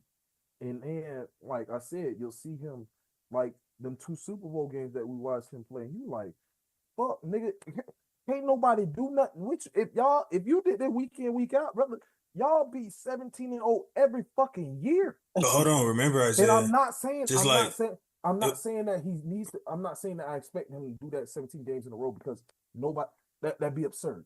That'd be fucking absurd to ask him to do some shit. Yeah. But what I'm saying is be a little bit more consistent. It's like sometimes he just kind of like certain throws that he making and stuff like that. Like when you kind of trying to hit AJ Brown and shit like that, and it's kind of like he just throwing the ball away, and it's like you could have looked at another option because you still had more time and shit like that. But it's like, but remember, Isaiah, I don't know if it was like 2 seasons or 3 seasons ago. He was about to win MVP before he got hurt the last couple of games. I think it was the year Mahomes ended up throwing like 5,000 yards or something. But they were about to give Hurts the MVP if he would have played the last 2 games. I forgot what season that was. I don't even remember if they made the Super Bowl or not. But I remember that split because I had him in fantasy that season. He was like by far number 1 quarterback fantasy wise. And he had went out, and I remember I had plugged him in with Burrow. You talking about in 22? That was 22? Yeah. What quarterback? Yeah. Remember when we were talking about Jalen, like because his regular season, like the 22 regular season, I was saying Yeah. like he Well, I'm played saying- so great that he was probably about to get MVP if he wouldn't have missed those last 2 games. And I'm not Yeah, again. easily. This is not He me. was a shoo-in. This is not me taking away from Jalen at all. Still, again, excellent. Well, I mean quarterback. that was really Reek battle. I was just adding That- context. I know Reek didn't like that with Jalen, but that season was the season where I was like, okay, he done finally like took that leap where it's like, okay, he's gonna be bona fide top 5. Like you said, he threw for what I'm looking at. He led the offense to top 3 in the league. Threw for 3,700 yards, 22 touchdowns, only 6 interceptions. So he rushed for quite a few. Hold on, trying to get the rushing. And he rushed for 13 touchdowns. I don't know how y'all niggas be finding all them stats so fast. 760.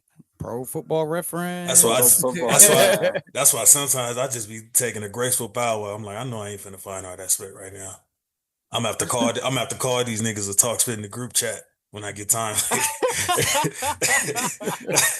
So, Bro, look up. Tag y'all niggas on Facebook. So, See, nigga, this is what I was saying. So here's what I'm saying, JC.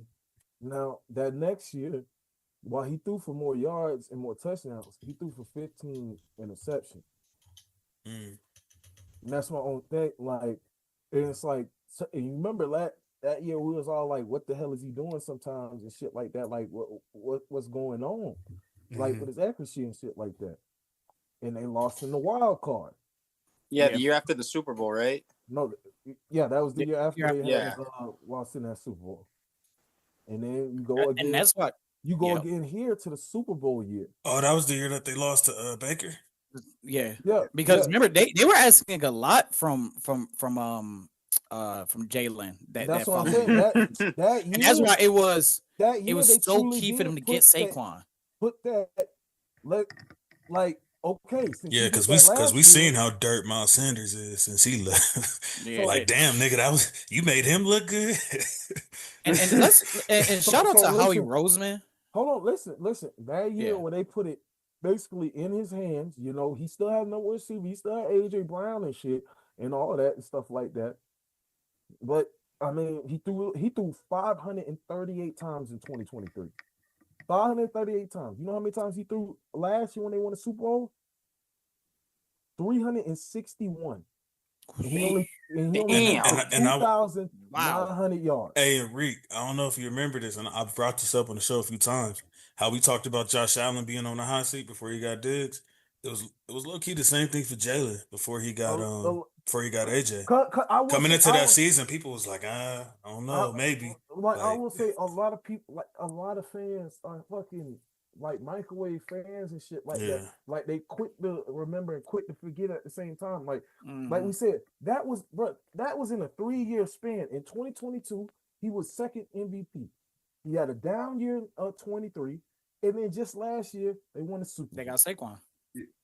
Got Saquon won the Super Bowl. And I do agree. If you get rid of Jalen in that instance, I don't think this works out because Jalen still does have intangibles that To run. other quarterbacks don't. Mhm. I'm not even talking about that. I'm talking about his leadership, the way he leads that team and makes sure that everybody is prepared, even if he's not on his A game. Everybody else is still on their A game. Like I feel like he's the perfect leader for that team. I just feel like the Eagles do not demand that out of him week in and week out because Right. they know how stacked their roster is. That's all. And why did they? I'm and not that's saying that he could never yeah. do that because, like we said, We seen it. He was that guy. He almost won the damn Super Bowl if it wasn't for Kadarius Toney becoming Devin Hester all of a And I ain't sudden. gonna lie, You know, like he didn't have the receiving core that he had now. He had Dallas Goedert and Devontae Smith, but yeah, no AJ Brown. Devontae Did he have AJ? Yeah, Devontae had niggas looking at him with a side eye before AJ got there. Like, man, Exactly. should he have been drafted that high? Like, yeah. But I'm just saying, like, I do honestly feel like if they would have got rid of Jalen in that instance after one down year, just because it was, well, I'm not even gonna say. But really Isaiah, that's down. why we have the rule at our grind. We give quarterbacks 3 years from when they get drafted. 3 And years think to about tell it, you what you need to know. and let's go back in time just a little bit more. Like, imagine if, like, this is why I say shout out to Howie Rose, man. Like, this dude is just one of the Oh best yeah. general managers out there, man. And he's learned a lot over the last 20 some years that he's Oh, been with the yeah. Eagles organization, Well, from if I giving could up control of to Chip and all that stuff. Like, he's if learned I a could lot. steal anybody, Imagine, but it'd be Howie Rose. anybody, It'd be Les I Snead or Howie Roseman. I don't One even of the care, two. but I don't need no head coach. I don't need nothing. But give me Howie Roseman, but he'll Yep. figure that shit out, bro. So He's smart. imagine if God Roseman damn it. decided to pass on Jalen Hurts when they had just signed Carson Wentz to that 4-year contract extension.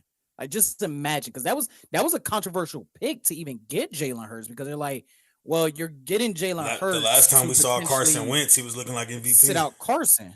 Yeah, So- yeah, before he got hurt. No, Yeah. actually, wait. When they drafted Jalen Hurts, there was already questions because Carson Wentz came back and played mediocre, or played subpar, I should say, not mediocre, but subpar. And remember, he got injured again in that playoff game, and Nick Foles had to come in and take charge Mhm. and I beat the remember. Bears. And before I think they lost to The Saints they next lose to week, the right? Saints. It was The Saints next week. yeah. But again, that was I Nick remember Foles' second playoff run. So when they drafted Jalen Hurts, wanted it was like, Foles well, to Carson's lose. hurt, but he can still play. So people still were riding off that MVP year. But just imagine if Howie Roseman was like, just didn't draft Jalen Hurts in general. Imagine where this entire organization would be. Just imagine. Like, just the mental fortitude to think ahead above everybody else, because he sees that Carson is not the guy. Like, he's not going to be the long term, despite the fact I thought he was going to be the guy. I gave him a did too. 4-year contract extension. I'm talking about from Howie Roseman's point of view. I gave him the 4-year contract extension. You know, the injury hurt him, but because everybody forget, Carson Wentz MVP year, whatever it may be. And it's not looking like it's going to work out. And I think he thought more of an availability point of view, because Carson couldn't be available when it mattered the most. But then when Carson's play and confidence went down, that's when it was like, it was $1 million deal. You know what I'm saying? Yeah. And even like Howie Roseman took a lot of heat for forcing Doug Peterson's hand into playing Jalen Hurts over Carson Wentz. Like, he took a lot of shit for that. And look where the fucking Eagles are now. Right. And you know it's Crazy. funny too, because you are so right. I'm glad that's crazy that you brought that up, because Carson. My bad, JC. I was just gonna say, like, Carson Wentz that year, he was going the fuck off. Yeah. And was. when he tore that ACL, and I think it was like towards the end of the season when he dove into the end zone. It was against the like, Rams. Dude, yeah. It was against It the was like, Rams. why the hell would you die? Just slide. And then I feel like ever since that injury, bro, that's where his confidence kind of Look, I don't give a fuck. I deteriorated. want my quarterback to play like that. I want my quarterback to play to try to score the points, especially in a close game. It was a close game. It was a close game, dude. You can't blame people who say that shit don't realize that it was a close game. You cannot blame Carson. It was a close game. It was an important game, because weren't the Rams a playoff team or fighting for a playoff We were spot? fighting for So it. this was a They were very fighting. close. This is a important pivotal game in the season at that time, and you're facing against a guy who went one pick above you. Yes, I want my quarterback to play like that. Like, you can't knock Carson for fucking diving for that. The odds of him tearing his ACL on that dive is slim to none. Anyway, it's just luck wasn't on his side for that. That's all that boils down to. And it changed the course of NFL history. It really did. It changed his career completely, because I was like, that was the year where I thought, like, I was even saying, I was like, man, it's going to be at that time. I was like, it's probably going to be Brady versus Wentz this year. All right. And I was high on Wentz. Let's go. Next up, we got Dre squad, Patriots and Panthers. Oh, Woo, what- my, hey, real what a quick. weekend I had. Ohio State, Yeah. and then the All right, Patriots. all right. Oh, how beautiful it was. Jay, are you starting to see the vision? I said, you starting Yeah, to see it? Protect no more free Drake May. No. This young man right here has been. I get it. We're only 2-2, and I get we played the Panthers. But what'd you say, JC? Week 1, a win, nonetheless, is a win. And honestly, they shouldn't have lost to the Raiders for real. So my prediction wasn't that Nigga far talk about off. they shouldn't have lost to the Raiders. Nigga, shut your ass up. That's on bullshit. Oh, we gotta throw some shade and shit.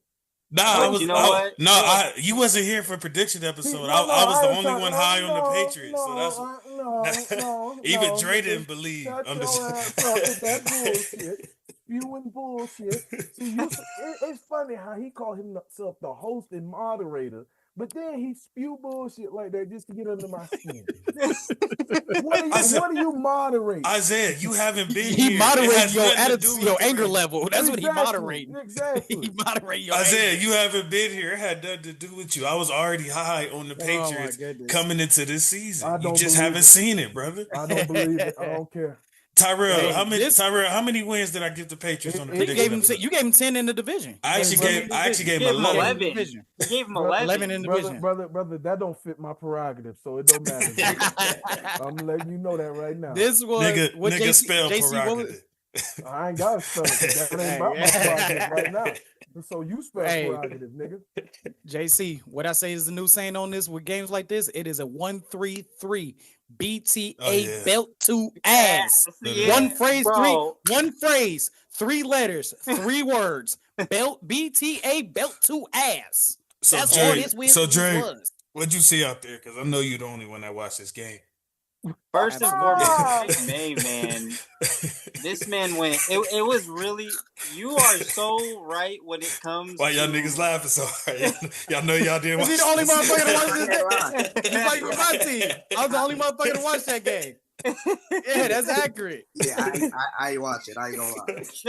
I don't even think motherfuckers went to go watch the highlights. We just know it was a that nigga Isaiah bet on the game and didn't watch that. I was just keeping tabs on the shit. I ain't even gonna hold you. Nigga said, "I'm gonna watch the scoreboard." It's a Dre segment, but my bad, Jay. Go ahead. What I enjoyed the most was. Number one, Drake May went through his progressions, but when he didn't see anyone open, he didn't do it, too many times, but he was able to, okay, I can't find someone. I'm either going to throw it away or I'm going to tuck it and take it for a few yards. But outside of that, his passing was accurate. He went 14 for 17 for 203 yards, 2 tutties, no picks. Now, these last 3 games, Drake May has thrown for 701 yards, 5 touchdowns, and 1 pick with a QBR of 101.3 in just the last 3 games. And that's, Drake May. Our running game, we still got to get that going, bro. I'm gonna need him to keep that energy because he my backup quarterback. I got Lamar, and he's supposed to be out the next few weeks, so. Yeah. I'm gonna need Drake May to keep that energy rolling. I drafted you back up for a reason, nigga. That shit ain't gonna last. You say that now. But running game, we definitely need to get better at it because we only have these last. We averaged 3.9. We ran for 104, but we only averaged 3.9. Our O-line needs to open up more gaps. I mean, y'all had 3 rushing touchdowns though, if I remember correctly. I think all your running backs scored. From Henderson, May, and Gibson. It was Drake that got one. Okay. Yeah, Drake got one too. Diggs, I love you, man. 7 targets, 6 catches, 101 yards. Nigga finally had him a performance, man, since the ACL tear. That means you start. Maybe this is a good trend too in the right way. It's confidence. It's a confidence booster. On the way. And the best part, JC, is we finished 4 for 4 in both the red zone and in goal to goal. You see what happens when you execute in the red zone. That's points right there. Not a field goal, points. Turnovers. I know we did no turnovers were forced, but shout out to the defense because we didn't let anything get too behind us. Pause. They made sure to keep their secondary made sure to keep everything in pride. You know what I mean. Mark, look what you did to the show.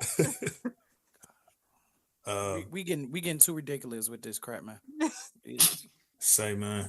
Let's get our mind out the gutter. We not all grind sex sports. Hey, man, you the one you made the phrase, nigga. Shut up. Marv made the pause shit. Played a really good game. This is overall a really good game for New England, especially for Drake May. Drake May, please keep it up. Diggs, keep the ball rolling. You found your momentum. You found something to build off of. And before I throw in there real quick, Henderson and Stevenson, I know these last few weeks have been a little, shaky. Trash. Yeah, but hey, look, trash. just keep belief, keep the belief, and just keep, taking one step at a time, one day at a time. O-line, shout out. Just start opening up the gaps, please, for our running game. Oh, That was not that bad. that's pretty crazy, bro. I'm trying not to say it, bro. That was not that bad. Forcing my hand. Oh my goodness. Next up, we won't spend too much time. Well, I know on it, Tyrell watched it too. We got Saints and Bills. The New Orleans Aints. The Aints. Boy. I mean, it started Hey, out, at least they covered Hey, the they spread though. competed at We- first.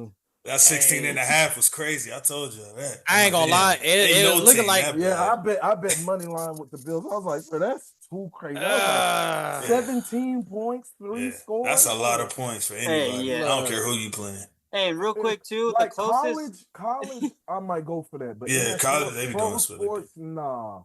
Pro sports, nah. and I'm gonna tell you too, the Saints kept it close all the way up until the 8-minute mark of the fourth quarter when they made That's it what I'm 19 saying, to man. 21.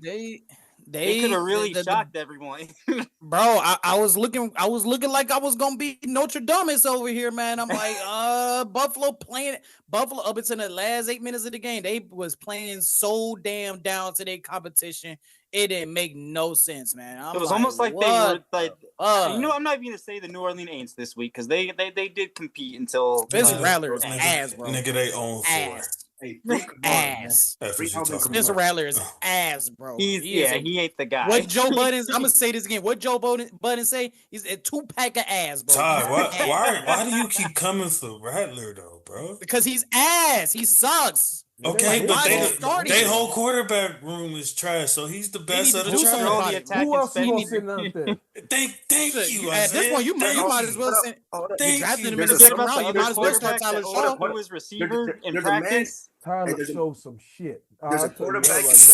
right now. There's a quarterback in New York sitting behind Dart and probably Wilson on the bench looking for some love. That's a fact. But they already tried the Winston experiment. They ain't gonna do that shit again. This the new and improved Winston. You see Nah, Winston was trash on the Saints too. Winston just Hey, Reed, Winston was hot garbage. Jackson Dart got his own entrance to the field too. Yeah, He came out the tunnel by himself like he's been here for 10 years and won 2 Super Bowls. Oh, real quick, I just want to say this because I didn't get a chance to say this for the Chargers and Giants game.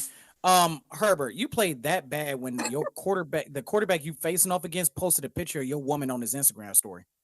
You ought to be ashamed. Oh, that was real. I didn't know that was real. That was real. I didn't know that was real. I didn't know that was real. bro. That's crazy. That was real. That's crazy. That was real. And then Jackson Dart deleted. That was real. You let that shit slide? You know, I already fuck with Jackson Dart now. I ain't fuck with him when he got Ole Miss. Hey, did you see his touchdown celebration, Reed? This nigga stupid. You know, I fuck with Hey, that shit was hard. That shit was dope. Hey Isaiah, we looking right about Jukins Jukins too. Remember Jay Will was talking crazy on the show. I told him. We looking right about him too. I can't wait till he come back. Once you get out of old piss, you can't miss. I'm telling you. I'm telling you. That nigga was over there like Day, man. I hope he don't get it. I hope he don't get it. Juke is over there already. RB1. Isaiah, the Yankees are up 1-0. Get out of old piss, you can't miss. That's funny as fuck.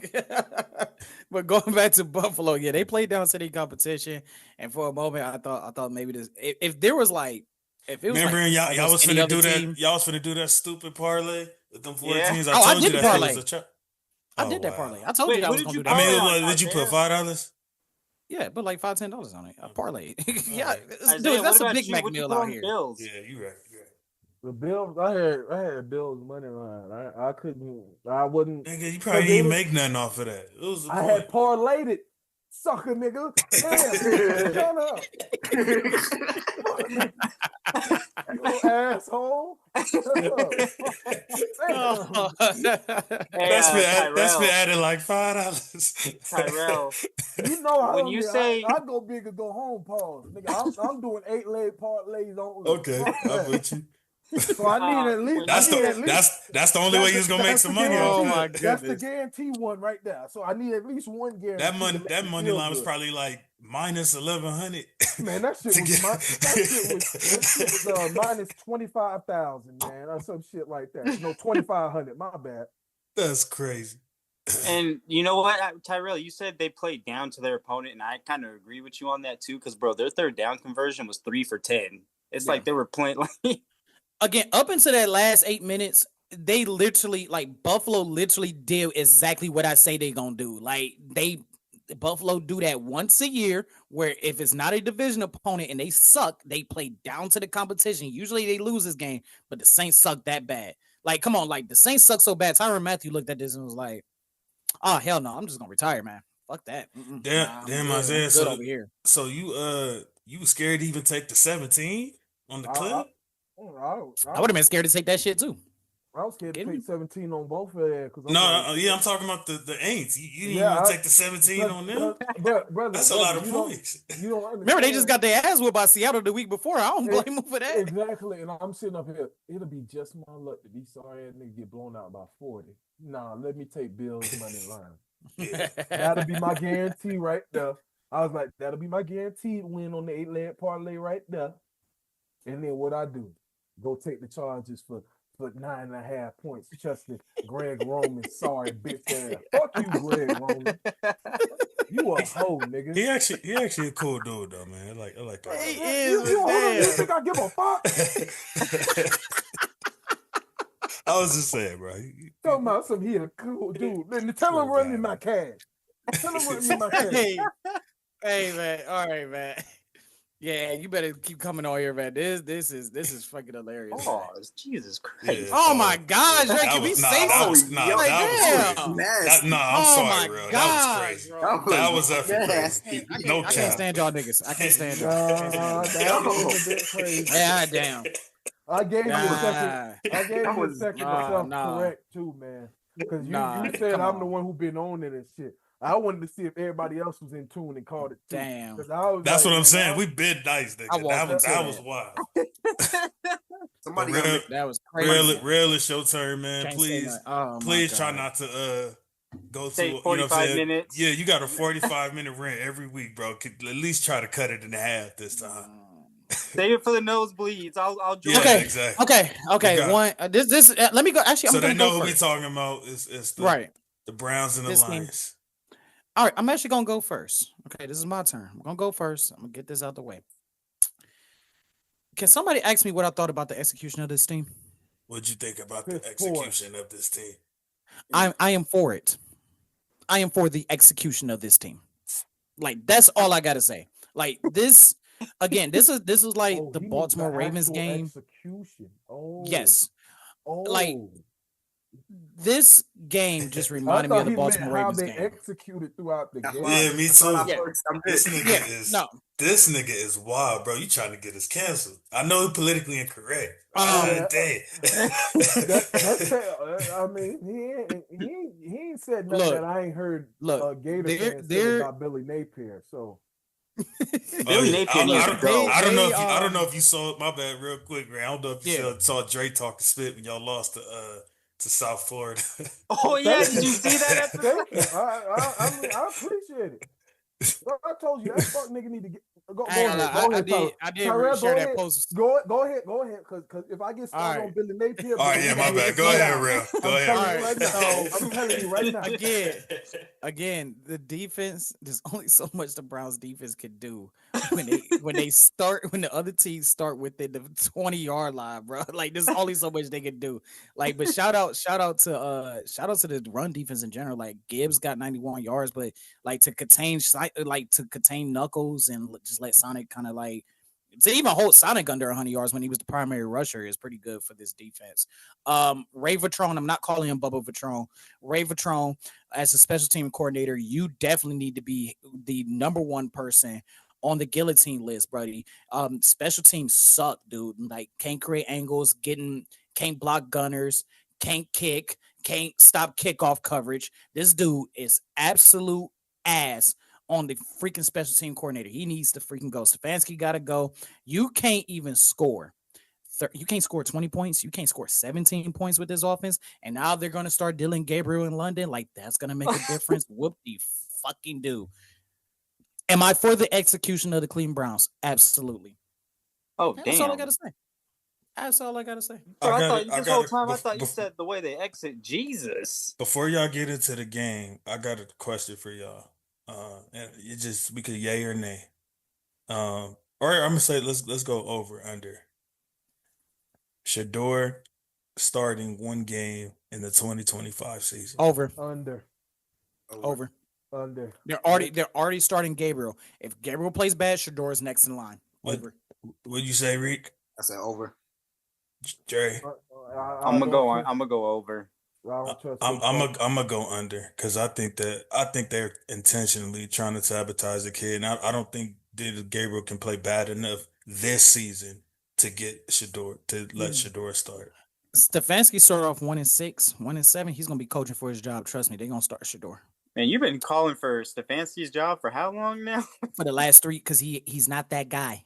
He's not that guy. Coach of the year, Tyrell. Coach of the year. He ain't that guy. No, he got coach. Wait. No, I'm tired of that shit. All right, my bad. You got coach of the year. Why? No, you started. Why? You got coach of the year because Joe Flacco and Amari Cooper saved your ass from getting fired back in 23. You ain't win a playoff game since you was here. You 0-2 in the playoffs. That playoff game against the Pittsburgh Steelers, Mike Prever coached that game. That wasn't Kevin Stefanski. Thanks. What has Stefanski done here? He's done nothing. He's done jack shit. Over the last 23 games, he can't even average. He won 11 wins. It's my turn. It's my turn. I don't give a fuck about that. Over the last 23 games, you only have 4 wins and averaging under 13 points per game. That's not success. This offense is worse than a damn high school offense, JV style. Who have y'all had on offense? Okay. Excuse, what the fuck you just say to me? Who have y'all had on offense? You talking about this year? Period. In the last 23 games you talking about. So Amari Cooper ain't have over 1,000 yards back-to-back years. He's the first and only Browns wide receiver. That coach of the year, coach of the year that you talking about. That was called Joe Flacco slinging the ball off the couch. Jerry drops Jerry McDonald. He did ball last year. Don't get me started on Jerry McDrops. I see exactly what the fuck you talking about. Isaiah, look what you started. I would never discredit you when it comes to Jerry Jeudy. That motherfucker. He balled last year. You see how you doing after one season? He can't catch after one season. No. This motherfucker can't catch a damn baby if it was coming out of a burning building and they threw it to him. Don't throw it to that motherfucker. He gonna drop it. He's gonna drop it. Okay, it's over. It's over. He's not a number 1. He's not a number 2. He's barely a number 3, and they're paying him like a number 1. Get him up. You can't catch the ball 6 years in. Man, put Jerry. You can't catch put Jerry McDrops on the Rams and see if you still saying that. And watch he drop the ball. All right. All right, because what he had 2 good games under Jameis Winston. We thought you see how you telling me Jerry Jeudy can't play better than DeMarcus Robinson did last year for us? Stop it. Give me a wet paper sandbag. Give me a wet paper bag in the middle of the rain trying to catch a bunch of stones over Jerry Jeudy. Anyway, Daniel Gabriel or Dylan Gabriel. I'm sorry. 5'11". He is the official starter for the Browns. I don't know what the thought process was, but shout out to the Oregon guy, I guess. This is why. Hold on, I got something to say, man. Yeah, go ahead. What's up? Hey, Rex Ryan, bro, shut your bitch ass up, bro. You always got to do a mouth, name in your mouth. Always got somebody dick in your mouth. Shut the fuck up, bro. Right. We have that nigga said that with his whole entire chest. He a third-string quarterback. That came from hold on, down here. Piss me off, bro. Because you see one panel or a tweet that caught Shedeur looking a little ways on the sideline, is that the nigga that said he need to be studying more or something like that? Yeah, which is crazy because he always has a clipboard in his hand. Let me finish. Hold on, because I'm about go ahead. I got you. It's his turn. It's your turn. It's his turn. He's such a clamp, but we've hardly heard from Shedeur. And then since he does his homework, since you watching Shedeur so much, how come you ain't see the interview where Shedeur said he's happy to be on the scout team? It's like he got 8-9 games every week. He likes to come out there, be prepared, and perform for the players on the scout team so that they might get a chance, even whether it's with the Browns or another organization to play. Does that not sound like a leader to you? Not to Rex Ryan.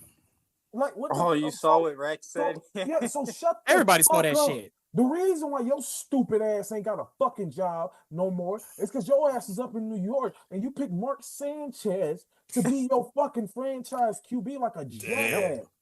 Granted, you made it to the playoffs with him, But The everybody AFC Patriots Championship knew did. game, that back that to back. team that team could have been 10 times better. That's the last time they made the If you would have playoffs. never, They beat the A, Patriots if twice you would that have year never too. drafted Mark Sanchez, and B, if you would have finally moved off his sorry ass. But you are even sorrier coach than he is QB, bitch. And everybody forget they traded up a bunch of spots with the Cleveland Browns to get Mark Sanchez. And everybody forget that. Y'all don't remember that leg tattoo that Rex Ryan got at Mark Sanchez? Y'all don't remember that shit? Weirdo. Oh yeah, he. Okay. So Rex, Rex, and your fat ass fucking brother Rob, who was a overrated defensive coordinator in this league. Mouths need to be zipped, locks need to be turned, and keys need to be thrown away. Don't talk, because look, Shador is doing this thing on that sideline like he's supposed to as a third string quarterback. What is the third string quarterback gonna do on most situations, right? He's got the clipboard in his hand. He's around the veterans. He's around the coaches. He's encouraging every single player on that roster. He is leading in different ways, and he is doing a good job with the scout team. Everybody look, he's scout team. Scout team gets the team prepared. He does a great job with the scout team. He's going to play. And when he plays, we're going to see what it's really going to be about. But he's going to play This year. He is going to play this year. I just don't. He is. I don't have a lot of faith in Dylan Gabriel, and the fact that the Browns. I already know the Browns plan. Look, I already know the Browns plan. The Browns did not plan on starting Gabriel this early in the season. They did it. So that even increases. Because the Browns and the Browns fans, not me, but majority of the Browns fans thought they were going to get 2023 Joe Flacco all over again. That's exactly what the fuck they thought. Just because it's a stupid thought, don't mean that they weren't thinking it. But here's my thing, though. Even 23 Flacco was a little overrated. Y'all just put so much stock into that because he was off the couch. But y'all completely ignored that he spit the bed in the playoffs against the rookie CJ Stroud. And he's damn near single-handedly the reason y'all lost that game after winning 11. See, we got to stop this shit against the rookie CJ Stroud. You talking about a D'Amico Ryans defense? You talking about the person that should have been coach of the year? Bro, that year? Flacco, even during the regular season, he didn't play as good as y'all be trying to make it seem. He just got enough wins that y'all, on top of what y'all already had. He played like the last 6 games. He played most of the dirty work was done. I mean, you hold on, time out. See, so hold on, where we going with this? Because anybody else, you call Jimmy. The nigga been trashed the last 4 or 5 years. That's where I'm going with it. Let it go. I don't know how the Browns fans thought he was going to start the whole season.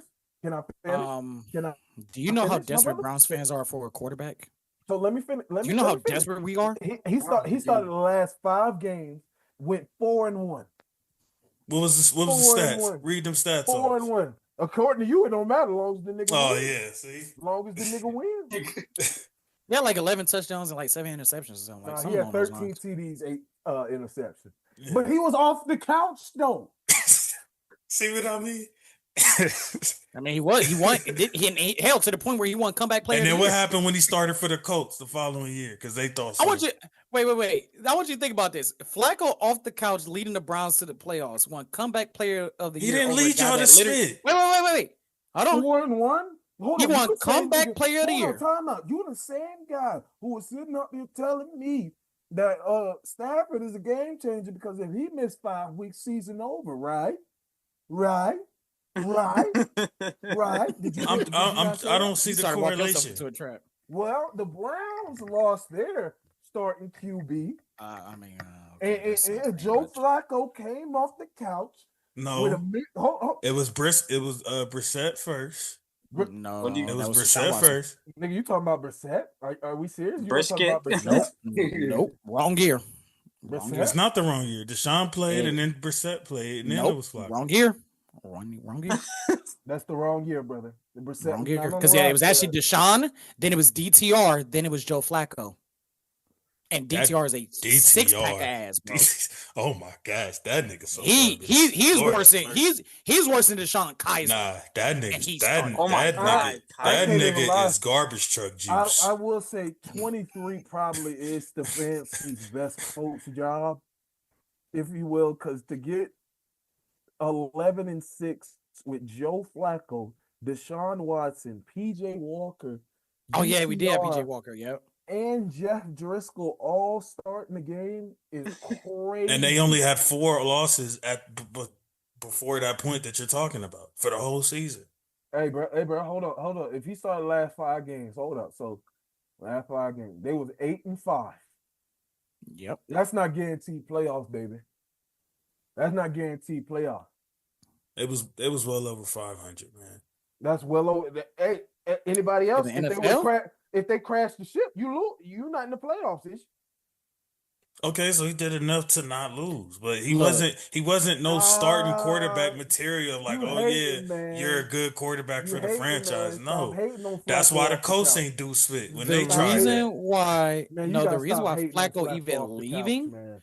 the reason why Flacco even left the Browns was because he was such a fan favorite here, and the Browns were trying to protect Deshaun Watson's image here. Like that gave a shit. But this is a real thing that they let Flacco go. This is a real thing. Y'all just tricked the rest of the a real league. thing. That's all that No, is. this is a real thing. They saw the Think Browns in the about this. playoffs. They like, damn. Joe playoffs. Flacco, Must have been Joe Flacco. Flacco off the couch 5 games, won comeback player of the year over a guy that freaking died on the field. Yeah, that was bullshit. That should tell you everything. What did Damar Hamlin do? Yeah, I was about to say, what do you do outside of die? But all he had to do was step on the field and he won comeback player of the year. lived, nigga. It was almost a lot. That's what he did. It was that was almost a lot. What's that got to do with these stats? You don't care about that. You down the field and walk. You down the field and walk back on the field like you know who, like you resurrected and stuff like that, and you still don't win comeback player of the year. Can't do shit Where about the stats that. to back it up? Hey, Nigga, the stats is the snaps. Go read the snaps, nigga. That's the stat.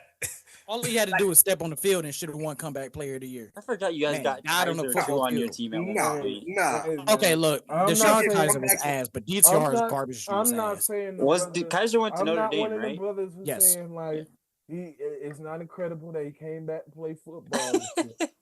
Salute for sure. Salute, Yeah, for salute, sure. yeah. Like my boy Reed said. However, nigga, your award was your heart beating in your chest, my nigga. That was your But I award, thought, nigga. hold on, I thought comeback was supposed to be you came back from something. Not you was He just came back from water. dying on the field. Hold on. No, I'm talking about your boy Flacco. Not that you was just dog water the past 2-3 years, and then that's why we giving you comeback player of the year because you was sitting on the couch watching games and happened to just be there. Yeah, I didn't know you get comeback for that. Did he not come back? Nah, He nigga, resurrected himself for that year. They said you can't get. If that's the case, why Darnold didn't get comeback?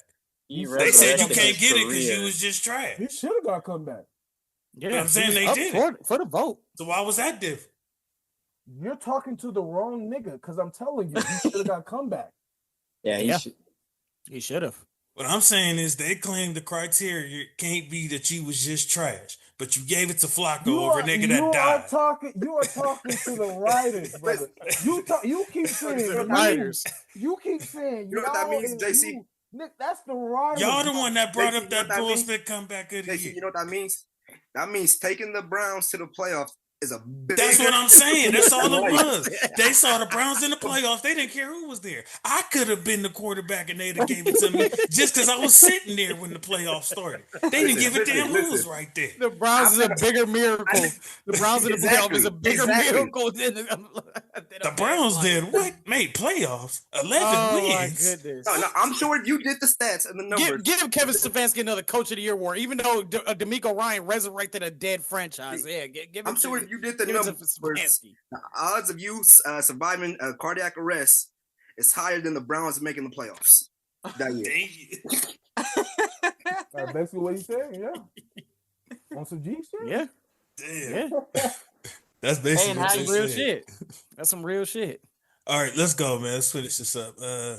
Reek, Jags, and Niners, man. Talk to me. What the heck wrong? What's up with y'all, bro? Man, so we're gonna take it position by position. Hold on, nigga. We ain't got time for all that. No. It's my turn. We appreciate Yeah, My turn. yeah. Yeah, let that nigga know, Reed. Let that nigga know, Reed. No. Man, Jags, they got a top 10 defense. They have one of the best run games right now. ETN, I think he's third in league in rushing yards Yeah, right now. I don't know what happened. He resurrected this year. He was trash last year. Liam Cohen.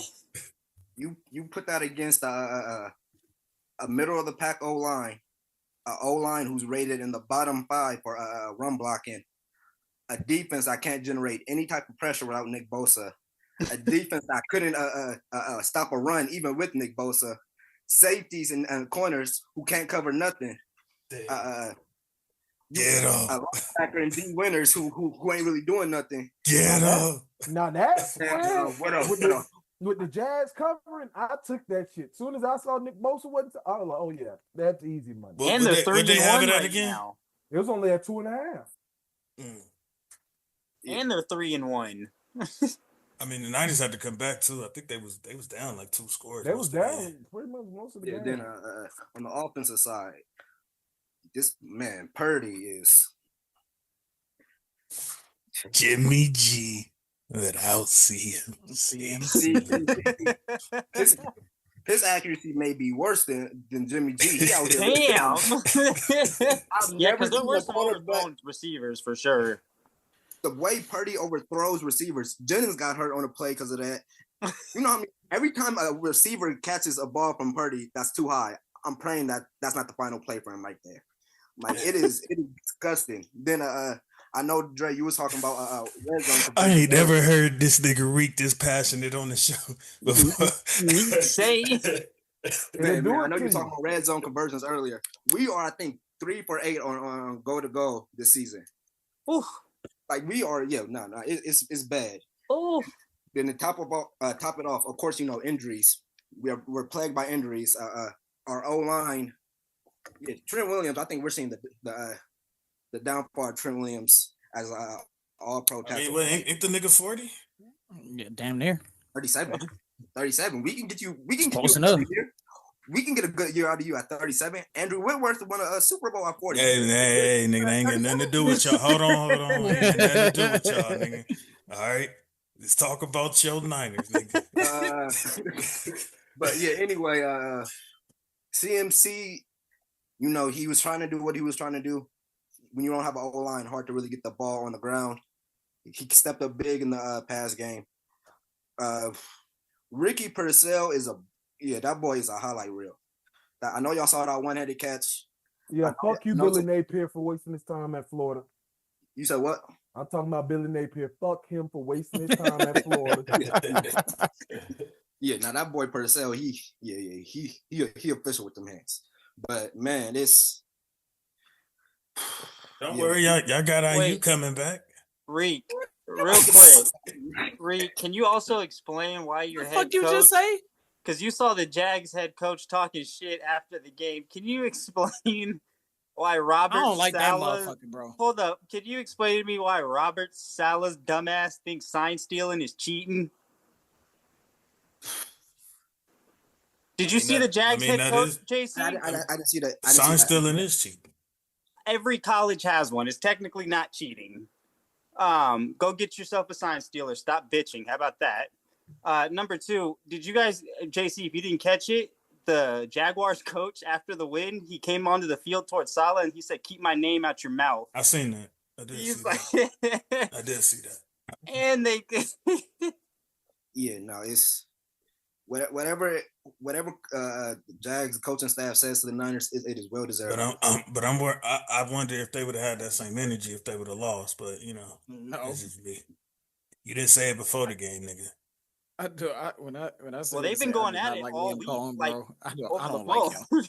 Yeah, I'm talking about face to face, nigga. Would you be talking like that after an L? My bad, y'all. I bet you if they had won, he would have brought up that sign stealing crap. Then last point, real quick. Last point. We overpaid Purdy, and now we got to die on this hill. So Niners fan, it's gonna be a long season, man. It's gonna. I came on this show and I told y'all. I came on this show and I told y'all, as a Rams fan, I was ecstatic when y'all gave him that contract. Like I had a big smile on my face that day. That's all I know. I'm so glad that they think that of him. Thank you, John Lynch. You are the man. Return of the Mac. 'Cause that's what y'all need to start singing. Return of the Mac.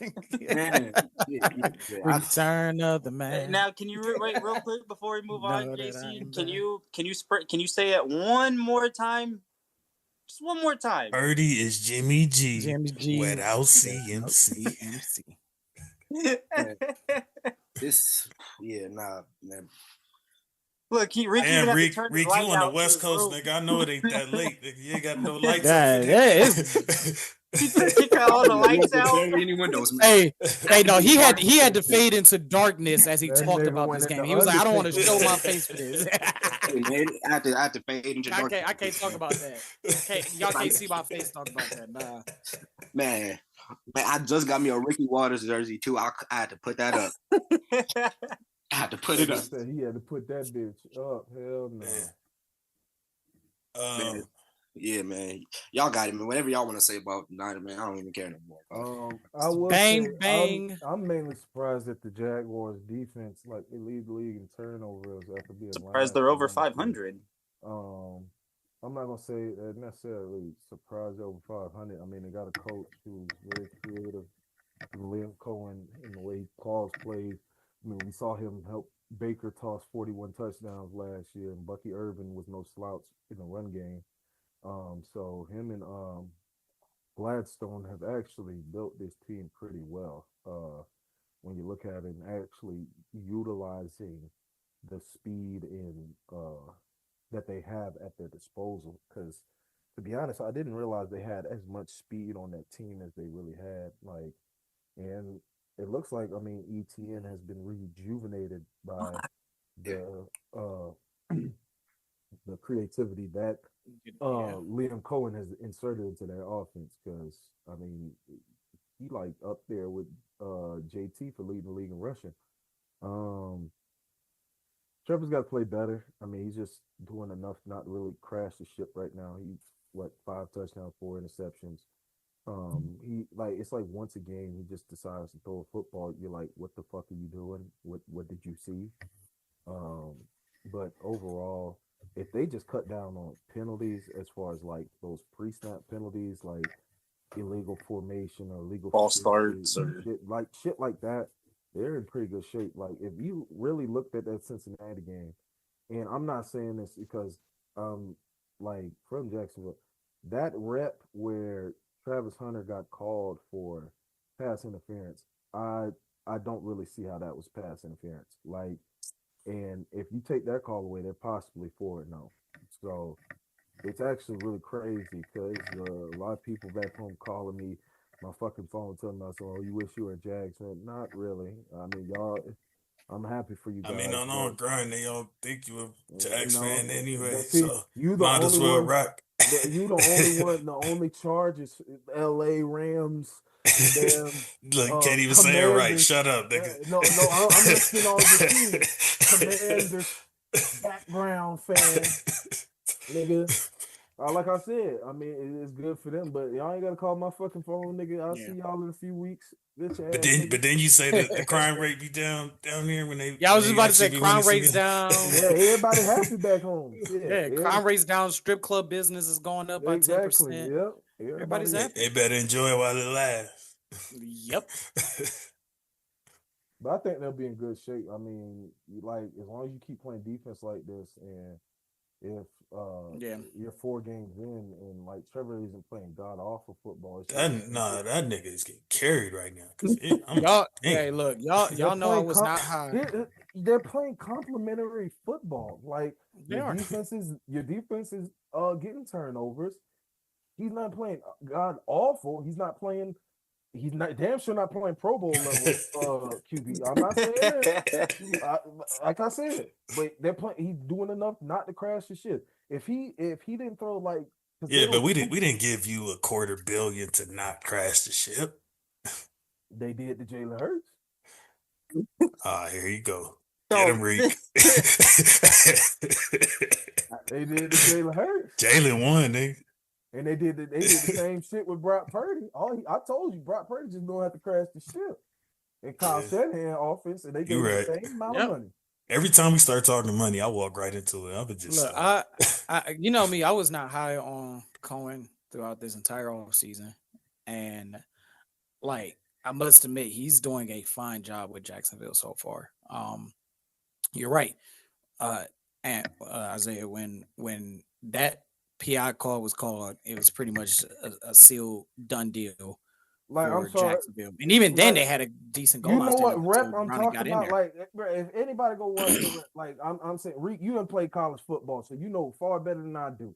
I'm saying I didn't see pass interference with that rep. I didn't see it either. If you watch that Travis Hunter rep when it's like fourth quarter, you know, time's ticking down and shit, and it's up that sideline, and he got it. Obviously, he's playing the receiver's eyes, and then plays the football. I just did not see pass. No, that wasn't. It's primarily, see, a lot of people don't get like it's pass interference primarily of when do you position your head and your body towards the ball.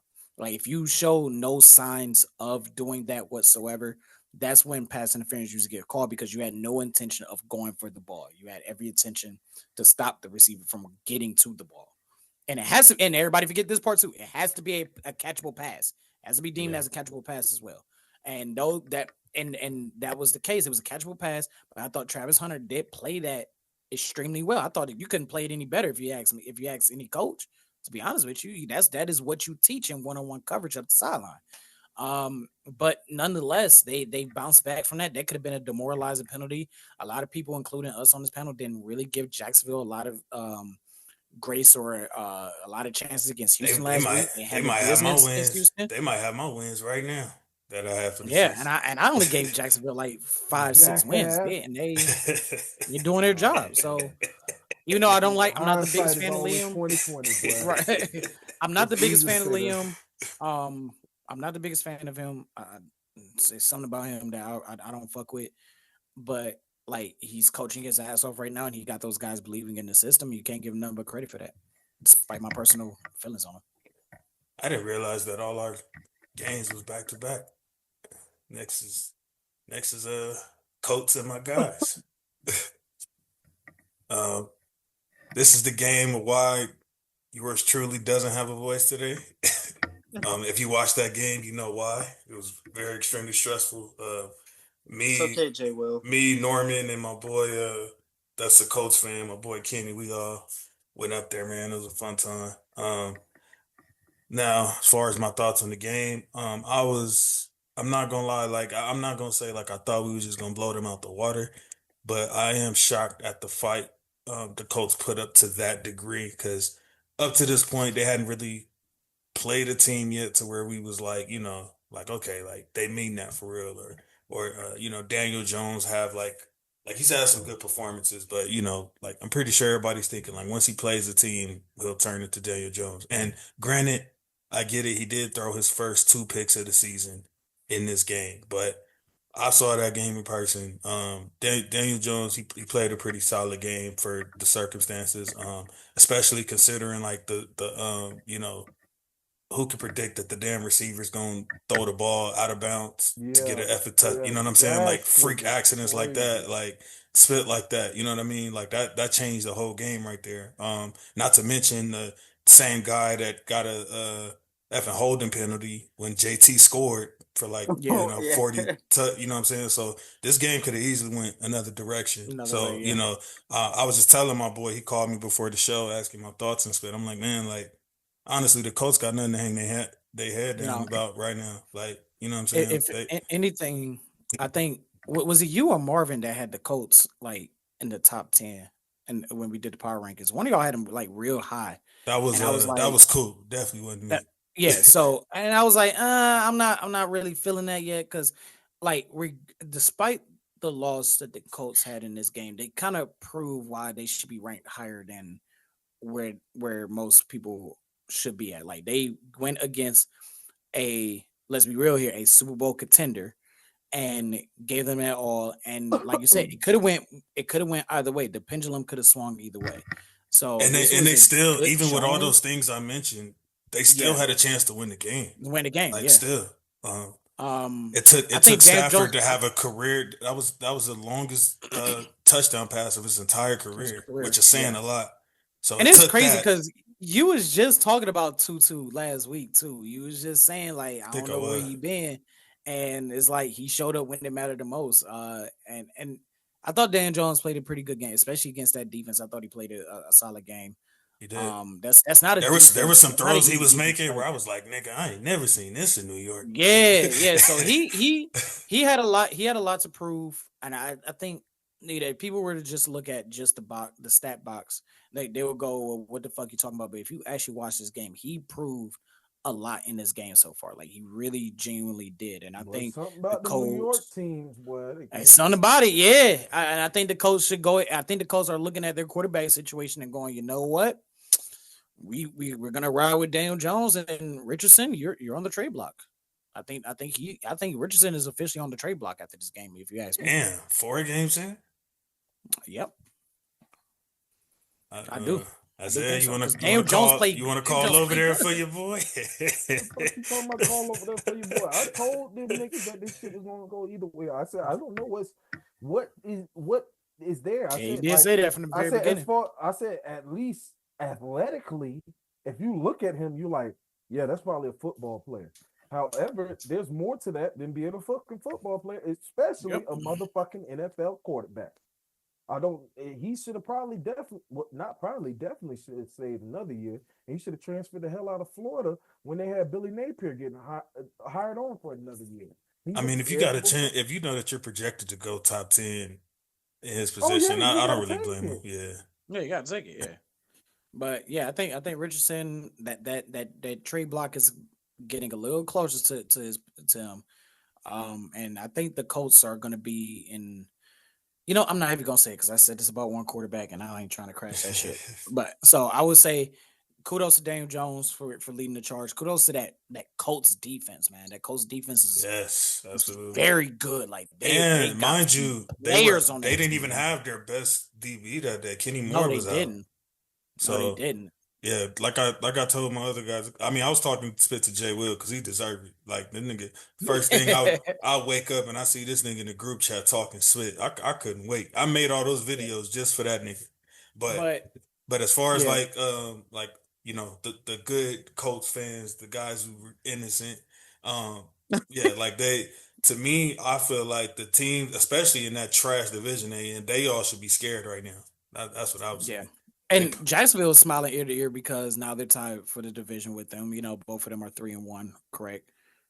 But the Colts, you know what?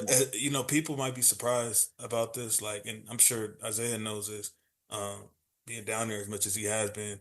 But the Colts and the Jacksonville, I think the Colts have like a terrible record in Jacksonville. So even though people are probably thinking like, well, no, it's not that. They no, really, Jacksonville usually beats them when they go play in the Lucas Oil They, Stadium. if I'm not I know it was one of the two. Yeah, like, if I'm not mistaken, the last time the Colts beat Jacksonville in Jacksonville was 2014.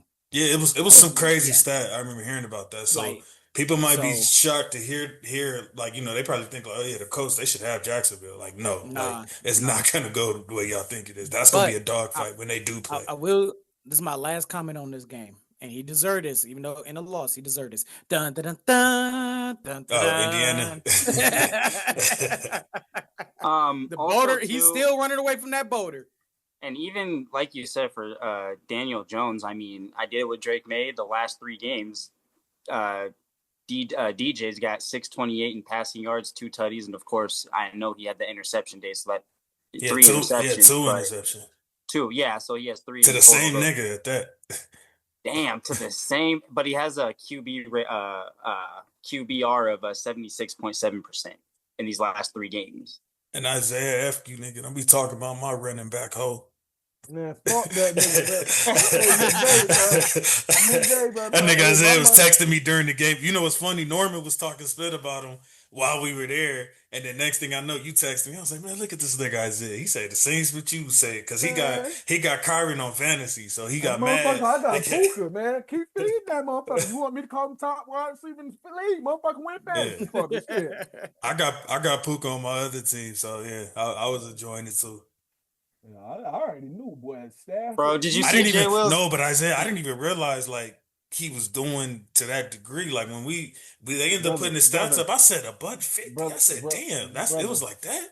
brother, when Stafford finds his guy, his number one receiver, That's like it. Calvin Johnson, Cooper Kupp, Cooper and Kupp, then it'll be and Puka Dallas Nakua. Puka. Like I said, if Puka Nakua keep up the consistency, then you ain't got nothing to say but call him number one receiver. Because like at this point, I'm just saying, like, when Calvin retired, it was Golden Tate for a little bit. When they let Puka get to me at number 8, I was like, thank you.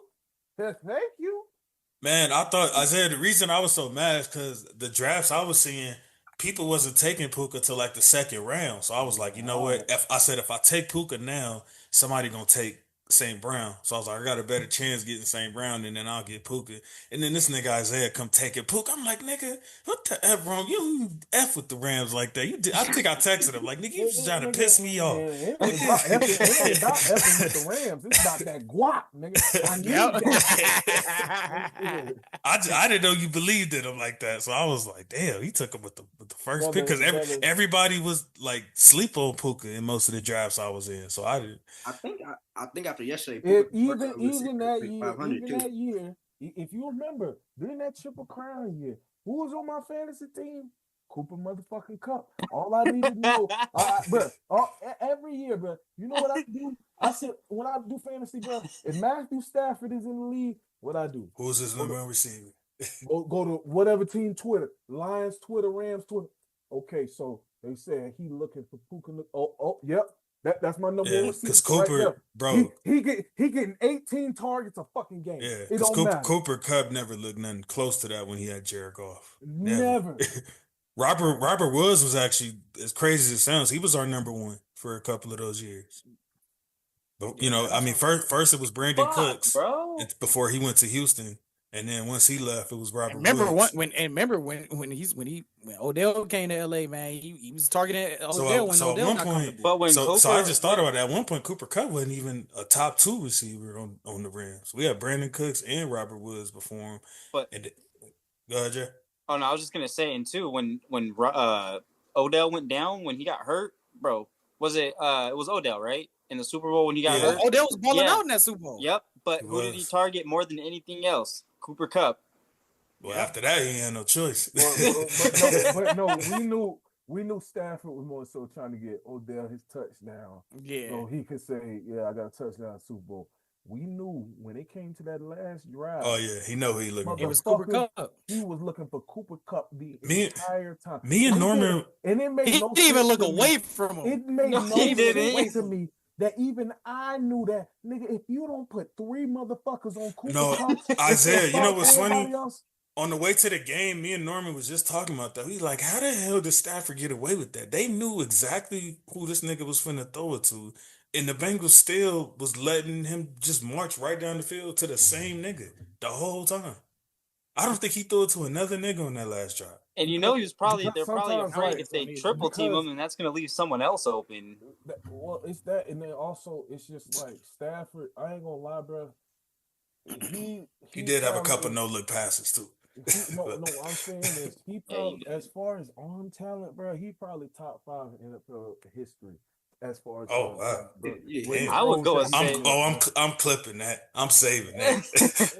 I would never hear Isaiah talk that nice about my quarterback. I've said this before. I just said that at times he'll do shit, especially back when he was in Detroit, where he be fucking up and wouldn't win you games and shit. You looking like, bro, what the fuck is you doing, bro? Like you can make that. He do that now. He do that now. Stafford be having some times where he throw that ball. I'll be like, bro, what the F is you looking at? There's also time, like if you go back to that one, there's one where he does a fake spike and then just reaches it over the line. If you go back and look at that drive when he was in Detroit, bro, you'll be like, bro, this might be the greatest gift that God has ever given to football, bro. This might be the best quarterback I've ever seen. But then the next week it'd be some bullshit, and I'm just like. But also he went to Georgia, so that's why I don't fuck It's crazy with McVay. It's like McVay's problem with Goff was that he was too scary. Like he throw a pick or something, and he just for the rest of the game, he's like, man, F this. Like now he's nervous and scared, and now he don't want to throw the ball. Stafford, I think that's, but to his detriment sometimes too. It'd be like, damn, nigga, why? But Stafford don't be like, well, whatever, go get it back in blood, nigga. Exactly. Like the thing about it is.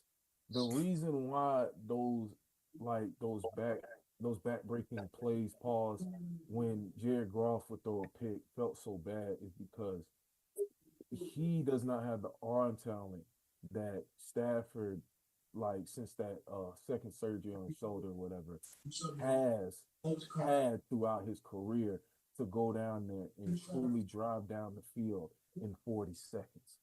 Stafford has the arm talent to do shit like that, where it's like, bro, your man is double covered. That makes perfect sense too. He will make a back shoulder throw where only this nigga was able to get that shit, and you like, how the fuck did he make that throw?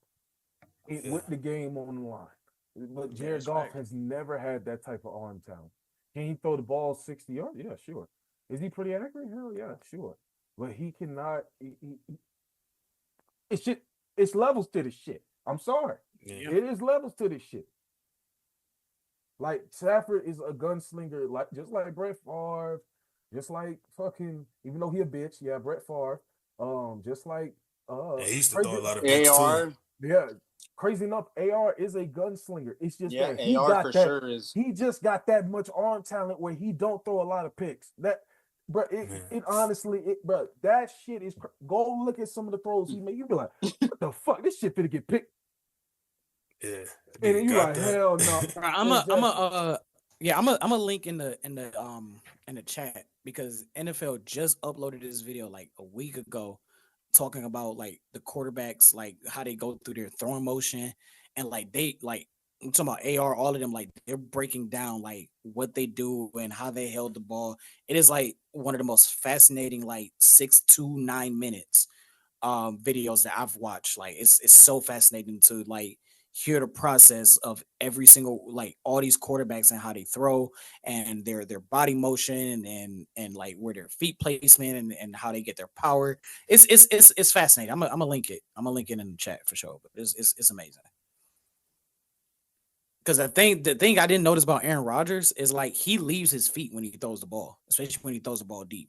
And that's something that I really didn't like too much pay attention, but he's so quick with it. It's like, geez, dude. But it's like when he was explaining why he leaves his feet and like why he does that and everything like that, and how he learned that from Brett Favre and everything just by watching him. Like you can see this is why he's one of the most accurate, powerful quarterbacks. If you really look at the way he throw the ball, when he throw it deep, bro, he torques like his entire fucking body. When he throws that shit deep, like you know what it reminds me of? Crazy.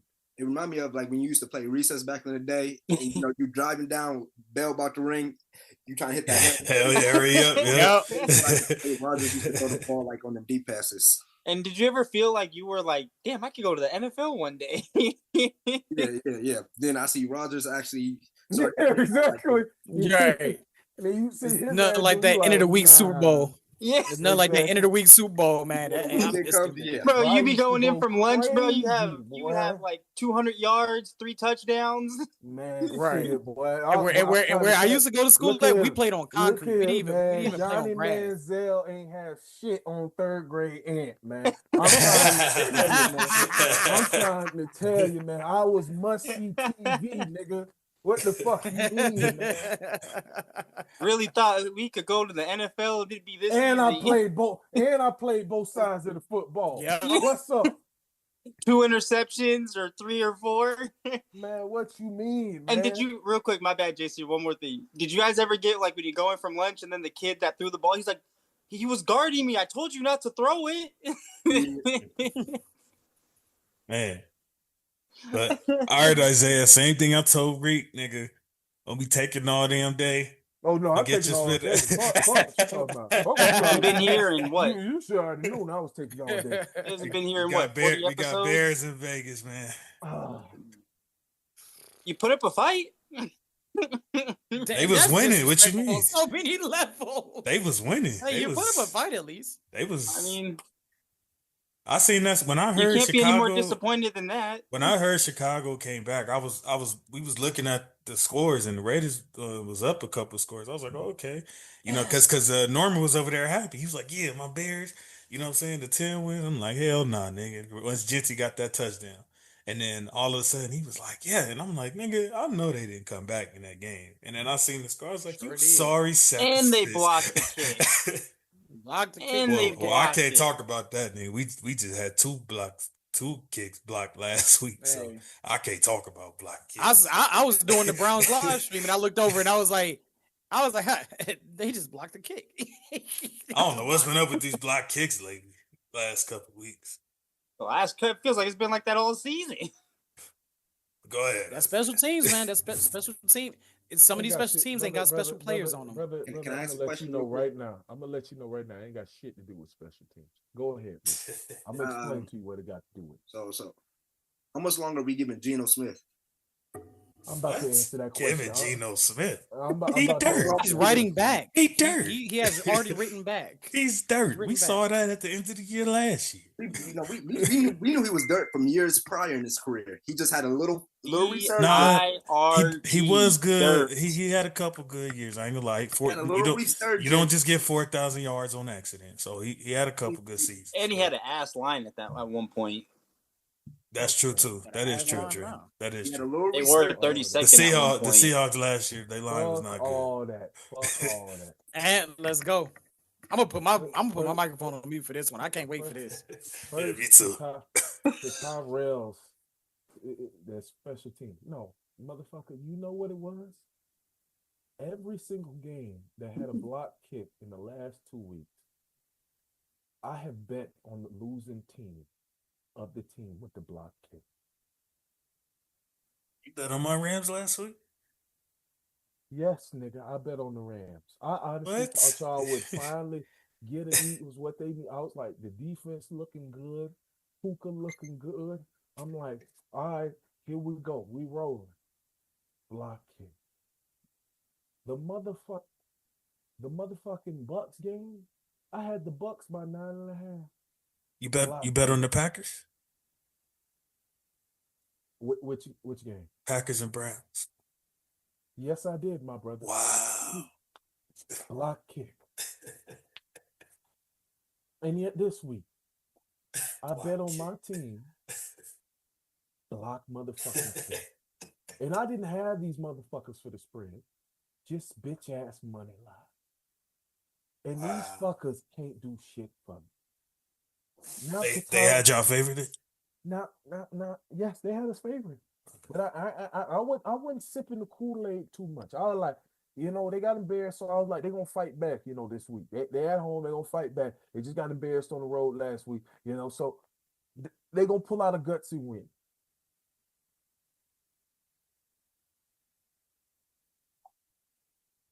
He can't. Your son is a DEI hire. Your son is living off of nepotism. Yeah. I don't give a fuck that the line finally blocked for Genty this week. I'm getting so tired of niggas not blocking. It's ridiculous. The first 3 weeks, Geno was under so much damn pressure. Genty couldn't. He couldn't nigga, even get. As Genty soon as he couldn't touched the even- ball. he couldn't even get to the line of scrimmage before he was getting touched. Because I got to get a few weeks of this shit out. I don't understand what the fuck is going on. Last year we drafted the best center in college football. When he was put at center, we had the 10th best line.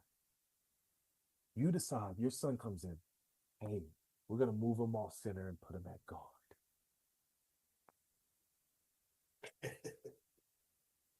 There's this word I want to call you, but it's no longer accepted. Because other people out there decided to use certain words to hurt people's feelings. I do want to use it to hurt your feelings. But, oh. Type it in the chat. Geno.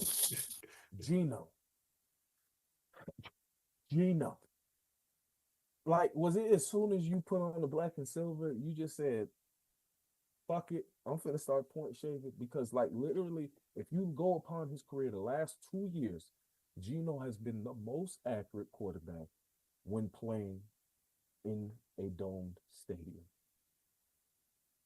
In his first 7 quarters as quarterback of the Raiders, he has had 6 interceptions. in that dome. I don't get it. It's like when people put on black and silver, it's like they just like, yeah, I'm not trying no more. I'm tired, brothers. I ain't even yelling. This is how you know I'm tired. I'm not gonna scream. I'm not gonna yell. I'm not gonna get animated. I'm tired. We got Pete Carroll, who everywhere he's gone, first year he leads the team to the playoffs, winning record, things like that. But niggas get to the Raiders and forget how to coach. I'm appalled. I'm amazed at how bad this has gone. I didn't think that we were gonna be leading the division and shit like that, but the way we have lost, brother, we turned the ball over 4 times that afternoon, and still were leading most of the game, and still found a way to lose. The Bears were basically handing us the game. Handing us the game, brother. Hey, Isaiah, are you in favor? What do you think about your team's execution? At this point, I mean, disband it, brother. We might as well disband this team and give another city an expansion team, because I don't know. What are we doing? Has this been like this since the Jamarcus Russell days? Brother, Before that. and then to top it off, to find out this year, motherfuckers is telling Tom Brady no, and we've been that ass for 20 years when he came asked to come join the Raiders. Then the nigga go win a Super Bowl. In his first year. No. In his first year. Y'all would have probably had Gronk too, because he was trying to recruit people. Y'all would have had Gronk and AB. They wouldn't have AB. They tried that once. Oh yeah, because that's right. Yeah. But you would have you run out your backyard. Brady would have talked his way in. Brady would have talked his way in. I just no, he wouldn't have. You're just sick and tired of being sick and tired. At the same time, bro, if anybody could walk somebody through the door that shouldn't be walking through the door, it's Brady. Because nobody wanted AB at that point. Look. The Raiders didn't even want Tom Brady, so he wasn't walking nobody through that door. Yeah, you're right. It wasn't the Raiders. He didn't even walk himself through the door. John Gruden, you are the stupidest son of a bitch to ever grace this earth. Right? Mike Mayock had to look at that motherfucker like, are you fucking? Did you just fucking dumbass? Like, and then Gator fans are asking for this nigga to be hired on Lettergate. What the fuck are y'all talking about? What? I'm done. I can't get no more. JC. Shout out to the Bears. They won a game. I mean, they won a game that. Damn, this is all bad for football in general right now. They really should have. I mean, they only scored off them 4 turnovers. They only scored 9 points. Damn. You got 4 turnovers, right? The defense was phenomenal. The defense played a phenomenal game. If you go back and watch that game from the defense, you're gonna be like, damn, this shit show wasn't the defense fault, especially with the positions that they were put in. Pause. So yeah, Isaiah, I know this is a very. Why does every coach come to the Raiders and then pause? Oh my God, I said that word way too many times. That is a crazy. That wasn't that bad. No, that was crazy. That felt crazy rolling off the lip. Pause. Holy shit. That was a pause. Why does every team? Every coach, every player arrive at the Raiders facility, at the Raiders stadium, and then say, yeah, fuck it. Well, I'm gonna forget how to play football, forget how to coach, forget what the fuck I'm on. But it's been chasing time. Christian Wilkins out there digging in niggas. You know what? I ain't even. You know what? That nigga Dre brought that up to Ragu in the first week. He was like, man, so we ain't got to worry about y'all players. Whoop, whoop, whoop, right? That nigga was like, he don't play for the Raiders. I don't know what you're talking about. Hey, do you want Kevin? We'll give you the Browns will give you Kevin Stefanski. We'll give you Kevin Stefanski. You can take him off our hands. I'm straight. I'm super. Isaiah, JC, Isaiah, I know this is a very loaded question. Pause. And I know, but I want you to try to make it as simplicity as possible. Right now on September 30th, 2025, with the Raiders winning 3, where the F do you guys go from here, right now? Oh, brother, I sent it to you in the chat, bro. I'm already doing mock draft. What are we talking about? The fuck are we talking about? Yeah, they're in Tank Bowl. Mock drafts. Tank Bowl. The fuck are we 23. talking about? Tank Bowl. The Rams started 1-5 last year. And No, they're not the Rams. So if we go through my mock draft, JC, that was a shot. 1-5 is 1-5. They're Right. not the The Rams. Rams. They don't have Jared Verse. They don't have. listen, Matthew Stafford. obviously, this is in a perfect world. You Got know, Max Crosby, nigga. I traded back And in Bowers. the first round like twice. It ended up with Reuben Bain, you know, to help out Max Crosby, and then This nigga really going through his mind. and I got John Mateer from Oklahoma. He's looking real good at Oklahoma right now. He's the only reason Oklahoma winning games. If you really go turn on some Oklahoma football, he's doing it all for him. You let him sit behind Geno for one more year, take a little bit more. Let him sit like half the year, all right? And then that 27. Nah, I thought you said get your butt out there. So hold on, because we got a lot more to build. So with the second round picks, those are my 2 first round picks. With the second round picks, we get some more done. So we get Trevor Goodsby from Texas. He a tackle since Colton Miller went down. Because as soon as Colton Miller went down, I went in straight mock draft mode. I did this just yesterday. Just yesterday. So you know that's diabolical. So you know we need a tackle, right? On that left side. I got you, hey Drake. I got your boy Sonny Styles from Ohio State. We need some linebackers, okay? I got Kamari Ramsey coming in the 3rd round, from USC at safety.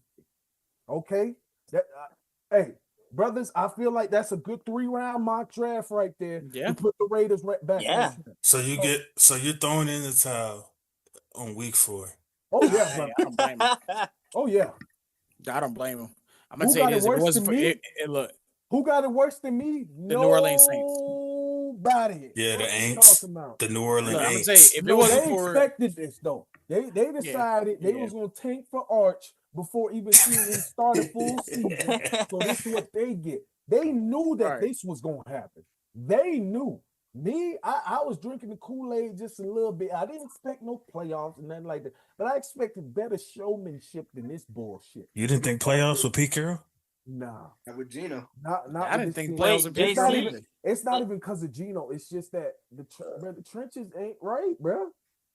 And that's you win games I've in the told trenches. y'all that's the You win number games one by field most position. important positions in football Yeah. is the motherfucking trenches. It's them trenches, yep. If you And win every realize, game. if you realize what did the motherfucking Lions and Eagles take care of before they even took care of QB? The That line, bro. Fucking Because look what the Lions did with Myles Garrett, bro. Like they did everything right with Myles Garrett, like playing against Myles Garrett, and like to the point where they pretty much took Myles Garrett out the game, man. It's just like them trenches, field of possession, and time of possession. Those would win you games, man. Like Those bro, would win you bro, games people usually. constantly I agree. Your quarterback is absolutely important. 100 quarterback, yeah. motherfucking percent. It's absolutely important. But motherfucker, if he ain't got no time To he ain't throw gonna it, get the, yeah. he ain't gonna get the ball off, or he It gonna don't get matter. injured like Joe Burrow is getting fucked up in Cincinnati year Every in and year. year out. Yeah. Like Andrew Luck got messed up in Indianapolis. Bro, he played with Yeah. a ruptured spleen against that Bro. 2015 Broncos Yeah. defense. And still won that game. And also not that game. too, Sorry. Isaiah, I also think too, like with Geno Smith, because we just brought up, I mentioned earlier about the offensive line that he had in Seattle at one point. He probably got there thinking like, okay, I know the line is bad. but I can work with this. As soon as that ball hits his hands, he's like, hey, hold on, wait. He's like, I already got 3 guys running at me already. Like, But like last game, it wasn't even the old line's fault. Like he just held on too long. But 2 pressures that he got was because he decided to roll out the pocket early. And guess what happened? He threw 2 picks. So this game, I can't even blame on the O-line. They did a fantastic job. And Genty's numbers showed. Yeah. Yep. Nigga had better stat line on Sunday than he has all season combined. Damn, he said combined. That's a fact. You know what, JC? This is Isaiah's other way of just saying what he used to say in the past. I'm just sick and tired of being sick and tired. No, that was real that was saying that. Sick and tired of being sick. Real from the outside looking in, where do the Raiders go from here, from your perspective? They will, for me, they should be competing for the Tank Bowl. Isaiah, why y'all didn't take Shedeur? He's trying to figure that one out too. Go ask Tom Brady. Go ask Pete Carroll. Go ask John Spivey. Mark Davis. Go ask Mike Davis. I ain't in the front office, my nigga. He said, "Don't ask me," because he damn sure would have took Shedeur. Is there a pick? Is there? Because I know Ragu felt like y'all did pretty good in the draft. Is there a pick you could think of? Jack Beck. He ain't did shit. He ain't even been out there on the field. If I'm not, this not me saying that Jack Beck can't even be it's Jake Beck. I can't remember. That's not me saying he can't be an NFL player. This is me saying that the staff picked him and not even utilizing him. Yeah. And they picked him in the second round. In the second, like, what are we doing? If you was gonna do that, why not pick a quarterback and let him sit? Can you imagine they would have picked Tyler Shaw? Oh my gosh. You really would be not liking that motherfucker. All right, let's go. Man. Let's go next up, man. We had what we thought was gonna be a showdown. Baltimore and Kansas City. Let me make this real quick. Dre, let me make this real quick because I only got 2 words for this game. Statement win. Oh yeah, 1,000%. That's my analyst on that game. I mean, I had the Chiefs. Like I told you on your show the other day, real. I said if there's any team I see coming back from a situation like they were in, it's the Chiefs. So Lamar was on the sideline with his hamstring taped up. Yeah.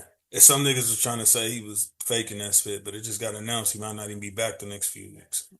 That's just crazy too, because every time he does sit on the bench, that's why you draft a backup quarterback, nigga. That's what you get. I'm in a 2 quarterback league. Oh, never mind. You got some weird shit going on. Yeah, I got a backup quarterback for both leagues. I got Drake May in one, Justin Herbert in the other, and I drafted Lamar for both of them, so I should be all right. At least till he gets back.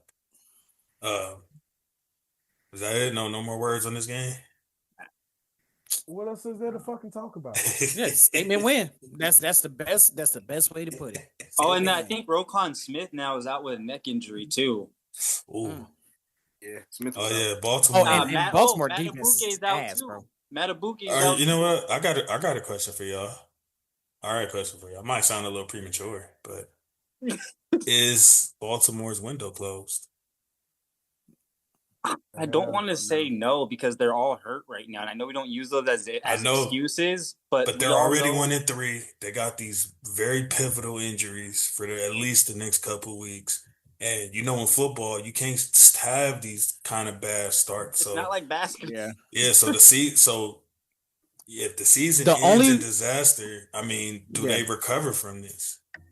The only fans in Baltimore that want this season to be bad are the ones that's looking for validation, because they have been saying for years that John Harbaugh had to go. They have been clamoring. There's been a lot of Ravens fans while he was winning 11, 12, 13 games a year. Dude, the head coach in Seattle, they wanted him to replace Harbaugh.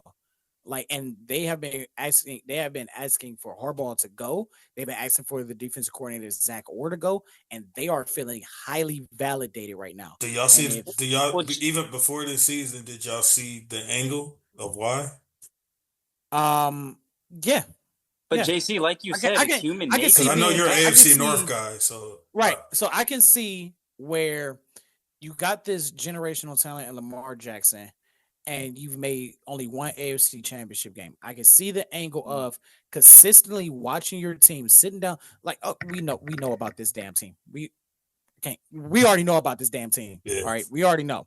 And so I already know the feeling. You don't know that feeling, JC, but I know that feeling we're of 4-12. consistently on a year base, one season. Come on, now.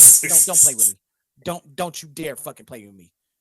All right. I know, I'm just happy I with your can methods. see sitting down on a consistent basis, year in and year out, and watching your team play dominating football just for them to blow a double-digit lead on a consistent basis. We ain't talking about once every 2 years, once every 3 years, just consistently blowing double leads, consistently losing playoff games on a consistent basis when they know that they have the firepower and the weapons to beat a Kansas City, to beat a Buffalo Bills. They have that. And it's not working because they're going to look at the coaching. The coaching is not good enough to win in this league. And how that's many why they're blown asking saints? for this. How many? They blown? they have But I the don't most think, blown but saints I since don't even 1995. think this Yeah. season would still be enough to fire No, Harbaugh but they've with the injuries and stuff. asked. But here's the thing, right? A lot of Baltimore fans have been asking for Harbaugh to be fired for the last 2 to 3 years. This is not just a this year thing. Yeah, this has This been going has on been for a going while. on. The nigga was a drop Mark Andrew in the chest pass away from possibly going to the Super Bowl. And do you think that they give a shit about that in Baltimore? No. Brother, what did we just talk There about? are expectations in Jalen Baltimore. Jalen Hurts was less than a year removed from an MVP type season, and Eagles fans is like, yeah, we might need to get this nigga up out of here. Yeah. Yep. Remember, JC, it's like you said, Sirianni, human nature is nasty. Super Bowl. Think about this: Sirianni's Super Bowl, wild card appearance, and in the middle of what ended up being their Super Bowl year, they were demanding him to be fired. Yeah. Oh yeah, You they gotta were calling realize, for- bro. Yeah. You gotta realize, man, like these fans that got That split would be like in the not middle named of that. the Rams, these actual hardcore fans, not fair weather fans. Not saying you're a fair weather fan, but these actual hardcore city fans that have high expectations don't take anything lower than that expectation. I'm But that's what I telling was you, about to say. even the Browns. That would be even like those that. Browns fans. That would be like that 2022 year if we saying fire Sean McVay because we won 5 games. You guys are fair weather.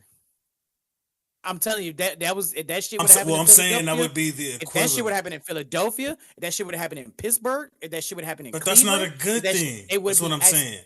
I'm not Imagine saying it's a you good would have thing. fired McVay in a 5-win season, ignoring all the context. That's why it's good to not listen to your fans all the time. Right. You see what I'm saying? I'm just saying the fans have been wanting Harbaugh gone for the last 2-3 years. Like I said, the head coach in Seattle, I can't remember his name off the top of my head, but he was the offensive coordinator there. They wanted him to replace Harbaugh. No, he was the Everybody in defensive Baltimore coordinator. loved or their You defense talking about coordinator. Mike Thank you. McDonald. Yeah, he was their defense coordinator. Everybody wanted McDonald to take over for Harbaugh. When the opportunity was there, when he was getting all the conversations of him being hired as a head coach, they was like, I literally, while the Ravens were trying to fight for a playoff spot, they were like, yeah, fire Harbaugh, get McDonald in here immediately. The Ravens fans, they have a structure and a standard. Like you got to think about it. Ravens fans have only dealt with 2 losing seasons in their existence. And this So is the first expectations time they're are winning. high. Yeah, and this is my bad, Tyra. I was just gonna say, and this is the first time in the Lamar Jackson era that they've gone 1-3. We won the 2 before. I remember that. All right, So, yeah, let's go. Sunday Night Football that ended in a interesting That way. was, hey, the NFL gotta change that shit, man. I Hey, don't look, think so. I don't think it's that big a deal. It's a regular season game. It's not like a playoff game ends like that. But you don't think that might they F them don't up end- in they the don't end- standings later if they end up? It's a half win, half loss. That's what it goes as a winning percentage. Yeah, I think people just crying about it. I don't think it's that big of a deal. Like, And I mean, so- I wouldn't be opposed to it if they changed Yeah. it, but I don't think it's that. The only thing I would say they need to change is going back to 15 minutes. If you're going to guarantee a possession for both teams in the overtime Yeah. quarter, it should Oh, just go back yeah. to 15 minutes. Like, I didn't like the fact that they went down to 10 minutes in the first place. So they should just up it to 15 minutes, especially since you're guaranteeing the possessions now, regardless of what happens. Man, get rid of that The only kickoff thing shit. Fuck that. you don't like, I like this kickoff thing, man. Why you don't like it, that. Isaiah? You don't like the field position it gives them? Yes, bro. Yeah, I don't like that neither. It's I don't like. far I too do. much Yeah. field position, bro. It's not about. I'm not. So you don't care about the lineup of it, just the rule that they get to go to 35. That Okay. shit is fucking crazy, Stupid. bro. What They're the making it fuck? easier for them. Well, they want you to run the ball. They want you- I So get here's the it, thing, but right? like, but You move the motherfucker, you get kickoff fif- line from the you 35 get back to the 15, 20 30. yards. You already in fucking field goal range. Exactly. So you move the. So it's their big idea was let's move the touchback where you start off on the touchback, which. I mean, it's the same equivalent of if you was to kick it out of bounds. Like if I'm a team don't want to just kick it out of bounds. Like that's your best. That bet is now. kind of the same split. You know what I'm saying? Because it's So- only a 5-yard difference. You right? Yeah, it's only a 5-yard difference now. So the thing is, right? What I would have did was to encourage the return is I would have just moved the kickoff line from the 35 back to the 30, like where it used to be. Therefore, it's 5 yards deeper, and you can still get the ball in the target zone where they want the ball to land. Didn't even need to move the touchbacks. Next thing you know, in 10 years, they're gonna move the touchback to the 50-yard line. So what's fucking next when they do the But here's the when thing. they do the was so- onside kick? Are they gonna, what's next? You're gonna do I the hate the onside kick onside to where you can't They move until the ball touches their hand? Like what the fuck? Did they Look, they changed the onside kick rule now though, right? Like yeah, now, it's, you have can to only do step it in the last 2 fucking minutes. team. You can only do the last 2 minutes. You got to be trailing. You got to tell the other. And you got to let them know. Yeah. What kind of What the shit is fuck? this? no, but I'm They- saying they- at first they they were took- saying you can only do it in the fourth quarter. I think now you could do it Yeah. the whole game it's again if you lose. it's the last few minutes of both halves like that. You Yeah, can do it. that's it. And, Oh, shit if like you're that. losing. Yeah, like, what Gotcha. the Yeah, fuck are we it's- doing, man? they Remember took- when they the took the Saints came out UFL at thing? halftime and kicked that onside in the Super 'Cause- Bowl? Yeah, That that would wouldn't never have allow happened it. today. That wouldn't Yeah. have been. Nigga, They nigga, took the this XFL is slash what the UFL happens kickoff rule when and you went let overboard with it. billionaires have too much control over shit. They Yeah. ruin it for Yep. everybody. The Yep. fuck? Yeah, like I said, they Fuck. took the XFL because the XFL was doing the kickoff rule. This where they line up and stuff like that. They started that off back in 2020. They took this and they just like went way overboard. Like if you ask me, if you want to get rid of the kickoff, I would do exactly what the UFL does, and that is. Okay, you want to get the ball possession one more time? It's a 4th and 12. You start right here. You get the first down. You continue with the drive. What is wrong with that? I remember that being suggested. a while That ago. but the UFL does that. That's the crazy part. Yeah. Like the UFL literally does that. The thing that pissed me off about this game, it might have been 9 o'clock for all of y'all. It was 12 o'clock for me. And I decided to stay up like a dumbass to watch a tie. To see That's a what tie. pissed me off. All right. And another thing that pissed me off, can we, and I'm kind of noticing this with like the top tier edge rushers, they do not get holding calls in their direction because there were times where Michael was getting Oh my held. God. 3-4 seconds. And I mean, at It one seemed point, like every play damn near. Like I'm had like, it- bro, like they he don't was see like that. this, It's like bro. his head tilted back. I'm like, he's being held, and then everybody like Michael Parsons didn't make a big. he only got impact. one sack. But the sack, that sack saved the touchdown. That's number one. And two, there were times when before Pickens even scored that touchdown, there were times where Parsons was held. So And Dak enough. and Dak even tried to take credit away from the sack. I don't know if y'all seen that. He tried to say it wasn't He a tried sack. to. And shout out to Tolbert, the head referee. Anytime he officiated a game, you know ref ball gonna come into play. Because he'd love to hear himself talk on the PA system. Yeah. But But all in all, what is y'all thoughts on Michael's return? I mean, I know it didn't end the way people expected. It kind of lived up to expectations. Like I said, they missed the holding calls, but overall, I think he made the key plays when it mattered the most in this. And I think Dallas And that's surprised what was everybody with how they played, especially with no CD. Yeah. Who stepped up? It was George Pickens. Pickens stepped up. Yeah, Pickens stepped up. You got to give him that credit, man. He stepped up to the plate. Absolutely. He was frustrated with the drops Stepped up and in a everything. big- and Yeah, he stepped up at a crucial time. Like this Yeah. was Dude, we gotta- more crucial than any other game that he was going to play. Like yeah, he was playing like his job was on the line. Do we got to talk about the Monday night games? wait, I just JC Boo boo teams with boo boo schemes. Boo-boo schemes. Yeah, Real we quick. can- real quick, JC, are you going to the Dolphins one next?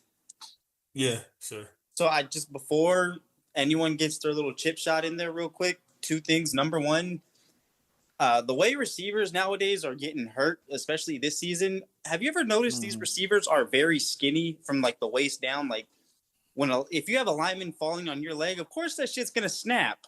Or if you have a DB that's much big, they don't work out their legs like they used to. And number two, Tua, you're trying to die. It is getting really annoying at this point. I tuned in for just a split second, JC, just to check you. I don't know if you saw the group chat. I said, I see why you're boycotting. I'm not watching that split. Bro, I'm not. You don't have to. Tua slid, right? And the DB, he slid late. Keep that in mind. And it was a flag on the defender. He slid too late, and it was helmet to helmet. And Tua got up smiling. And I think it was Dan Orlovsky. Correct me if I'm wrong, Tyrell, but I think it was Dan, and he didn't even care about the play. He said, "Thank God Tua got up after that." And he gets up smiling like he doesn't have prior concussion issues. Yeah, chill out, man. And that's why I don't be caring. Ragu be trying to get all mad at me and shit, and I be making my jokes. I feel like at this point, nigga, that split is damn near natural selection. Yeah, like, at this point, I was literally just looking at the post the other day where I was like in so much like fear for Tua in that Bengals game. After he had already dealt with what he dealt with earlier that week in the Bills game. I was mad at Miami, all that stuff. I was mad at the league for not handling it correctly and claiming like, oh, they didn't find any wrongdoing. I actually felt bad. But when he did that press conference last year where he was like kind of pretty much barking at the fans and being mad at us for being concerned, or like, damn, bro, you gonna do this? Like, what about your family? They not saying it. Like, got mad. And no, I'm not wearing that whatever that extra helmet. When he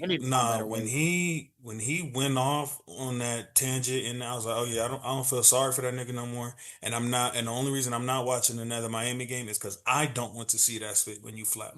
I don't want to see that. You know, God forbid, but I don't want to be watching the game when that happens. I just don't. And it just pisses. I'm the same nigga that turns his head on certain parts on Saw. So I don't want to see that spit.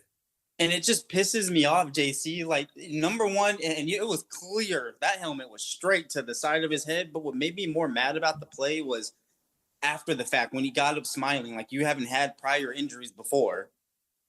Right. Like you get hit like that again, you may not be smiling like that again. Like, we talking about Tua. I got when it comes to Islanders in the league. He's lucky. Even the announcer, he was like, thank God he got up. Yeah, but like, I'm not gonna lie because I mean he is, and this is from my outlook of being introduced to Pacific Islander culture. And things like that. Die for the game. They have an immense pride, like especially the men in that culture have an immense pride. I see. Thank you for giving me that context, because I can definitely tell. Again, but here and again, this is from me speaking from the outside looking in. I do not have 100% context on the Pacific Islander culture. Don't say Ant told you that. I got some coworkers from there, so I'll this is for the internet. This is for the internet. They click me talking about some Ant said, oh, they prideful bastards. And I ain't say all that. But Ant, you could even just verify that through the just some of the island players we've seen throughout history. Junior Seau's and Troy Polamalu's, the way they play. It's a different type of love and passion they got. R.I.P. to Junior Seau too. For sure, R.I.P. But it's a different type of passion they play when it comes to this game. Like when people say they are willing to die for this game, I believe any Islander who says that. Yeah, like, it's different when it comes to that. Yeah, but I just didn't like that too. It was like getting on coming at us as if like, you know what I'm saying, like we wrong for not wanting to see a damn snuff film. I'm just on the field. His ass calling Cam Newton some dude off the street, man. Like, that was nasty work. That's when I was like, I might want to check that nigga head, boy. Pause. Because wait, what happened? You didn't hear about that? Yeah, I seen that. So. Yeah, that was nasty. Cam was criticizing Tua, and he said, "Well, it's easy for anybody off the street to criticize and hold a clipboard, but I want to see anybody off the street come in and play a quarterback." I wanted to give him grace. Maybe he ain't know Cam said that. I don't know. I wanted to give him some type of grace on that. I'm giving him the grace that he got hit in his head too many times. Yeah, look, That's all. but no, And you are right, Reg. Regu do be getting mad, but it's like, how many times do we have to see? No one wants to see that. An MVP, like, brother, you're talking to an MVP at your position. 15-1 season. And went to a Super Bowl. And Didn't then went win, to but got there. Yes, Conference champ. Like I understand I would say this. Cam do be criticizing people and things of that nature, and like. But so do we, and that's why I don't like when people treat players like that. And We got the nerve to talk spit, but then when one of the players say something, then we gonna be like, "Oh, who are you to say something?" But we sit here week in and week out online talking spit about these niggas that we couldn't even. My thing is Cam is like pretty much everything somebody would want to be as a quarterback, you know, especially if like you're a dual threat quarterback, you know.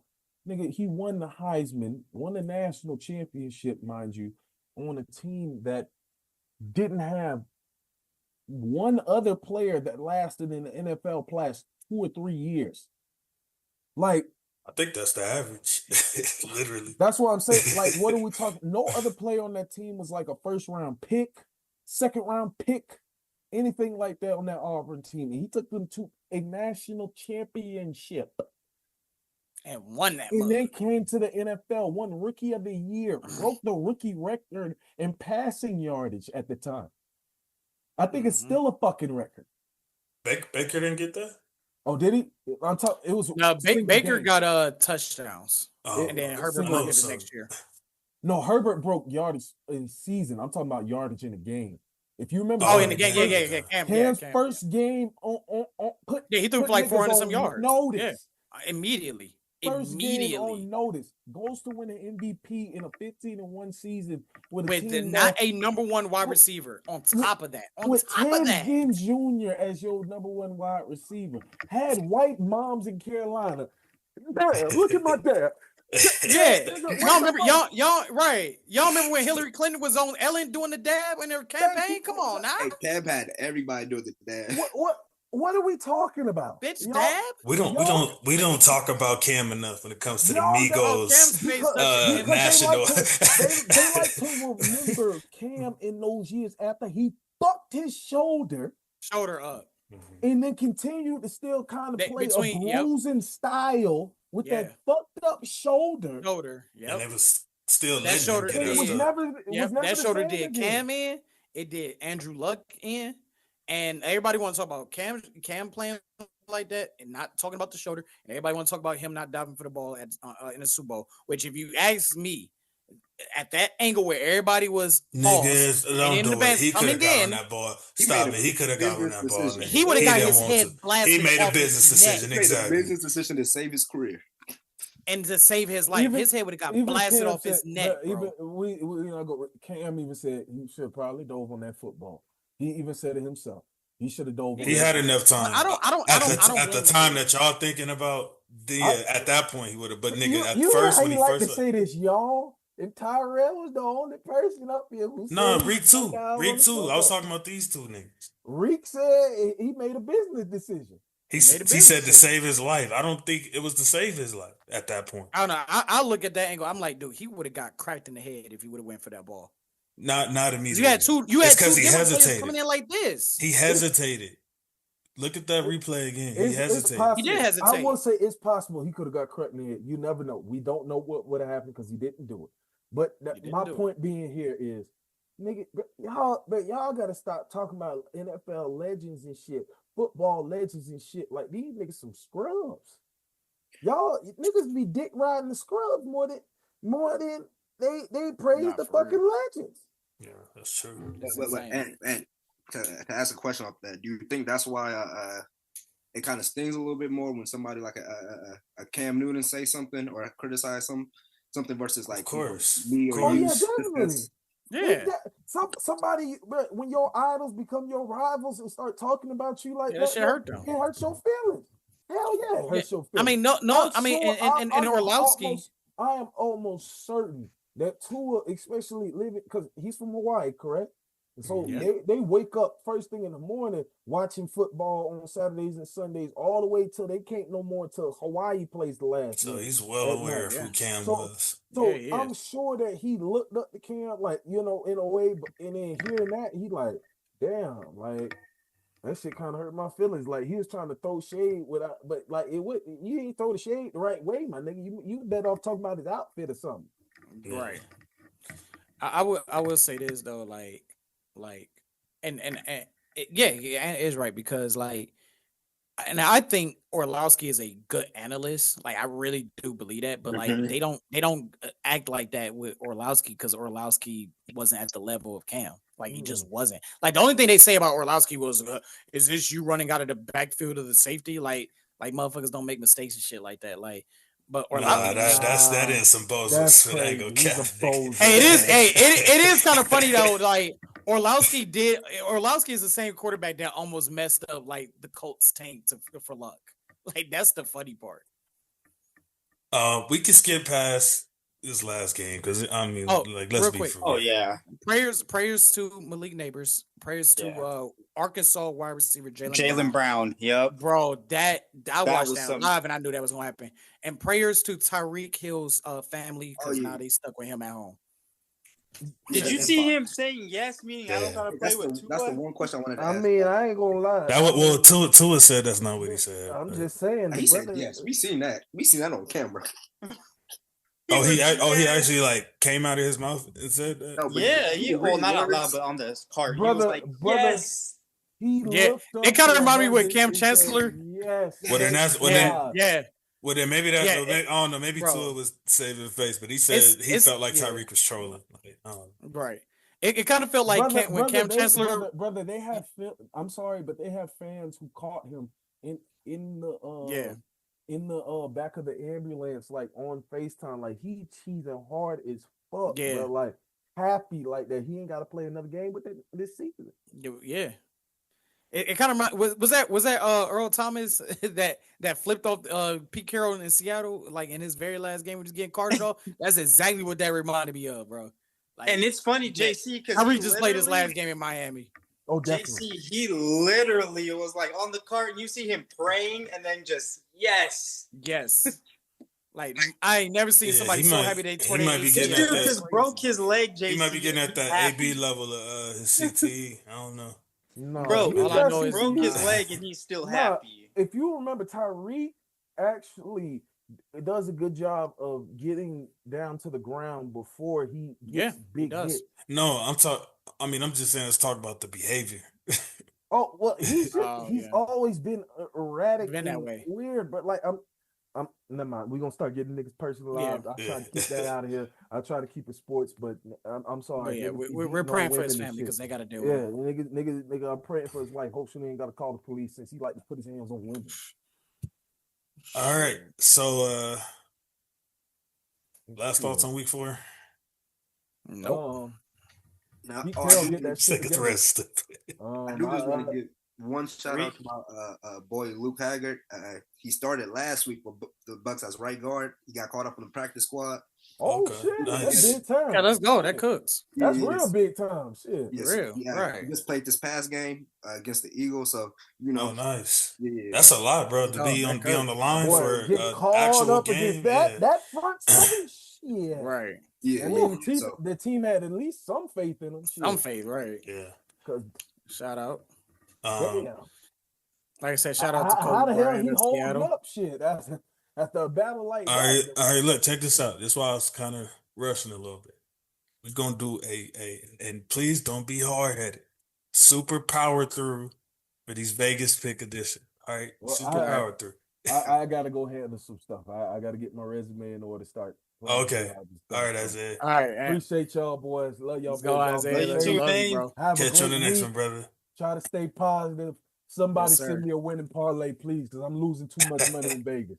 We'll run this tape back, nigga. All right, if it don't hit, somebody owe me 20. I don't That care if ain't- y'all get in that together. ain't- It ain't gonna be me. Yeah, no, Tyrell is gonna give the disclaimer at the top, nigga. Oh yeah, before you go, 1-800 call 1-800-GAMBLER. He left before. Call 1-800-GAMBLER. We gotta say for legal purposes. Call 1-800-GAMBLER. Yep. If you're We looking to protecting put your ourselves. house, your wife, your kids, all on the line to the casino because you think the Saints are gonna win this week against the New York Giants, you got a serious problem. Call 1-800-GAMBLER. Thank you, Tyra, for covering us.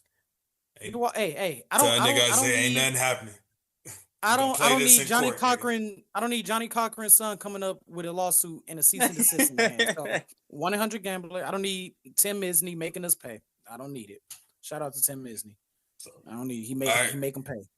Let's go, y'all. Power through. Thursday night football. Niners and Rams. I got the Rams. Rams winning by 5.5. Vegas trap game. Give me the Rams to cover. Yeah, Rams will cover. Overtime. Yeah, so I'm gonna take the Niners on the clip, the 5.5. I think we're gonna win, but not by a touchdown. I got a tie in overtime.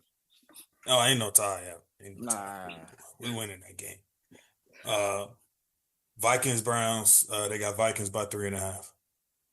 Yeah, I'm taking Vegas that. odds to be higher. Give me the Vikings at 3.5. Yeah, same here. I'm gonna take the clip for Cleveland. I think that ends in a field goal. Vikings win, but by a field goal. Vikings win, yeah. Texans and Baltimore. They got Houston favored by -1.5. Because mind you, they're going against Cooper Rush, and I think that's why. Wait, who? Say that again one more time. Cooper Rush is going to be Baltimore's quarterback in that game. Oh, goddamn. Give me Baltimore for the upset. Okay.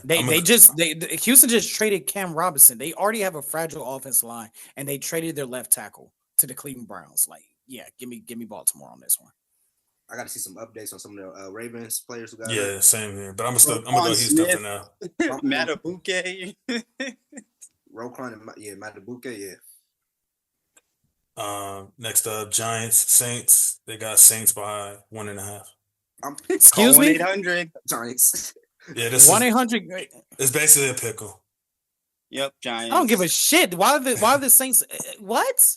Hey, Rail, they said Rattler. I ain't got no pick for this one. Fuck this. Saints 0-17 season. I'm gonna go. You know what? I know. I think it's a great NFL storyline. I know how they work. So I'm gonna go Giants money line because I know that's the storyline. Jackson Dart going 2-0. I'm going Giants money line. Jackson doing too much not to win this game. Damn, pretty much another pick 'em. You got Dolphins and Panthers, but they have Miami favored by 1.5. Don't put money on this. I wouldn't touch this game, but for the show's sake, for purposes, I'm gonna go exactly. I'm gonna go. Bryce. Yeah, I think we all agree on Carolina. Next up, Reed, my bad. Did you pick for that one? Yeah, Carolina. Okay. Raiders and Colts. They got the Colts winning by 6.5. Give me the Colts. They'll cover that for sure. I'm gonna take the Ravens on the clip. Yeah, I'm gonna take the Raiders on the clip.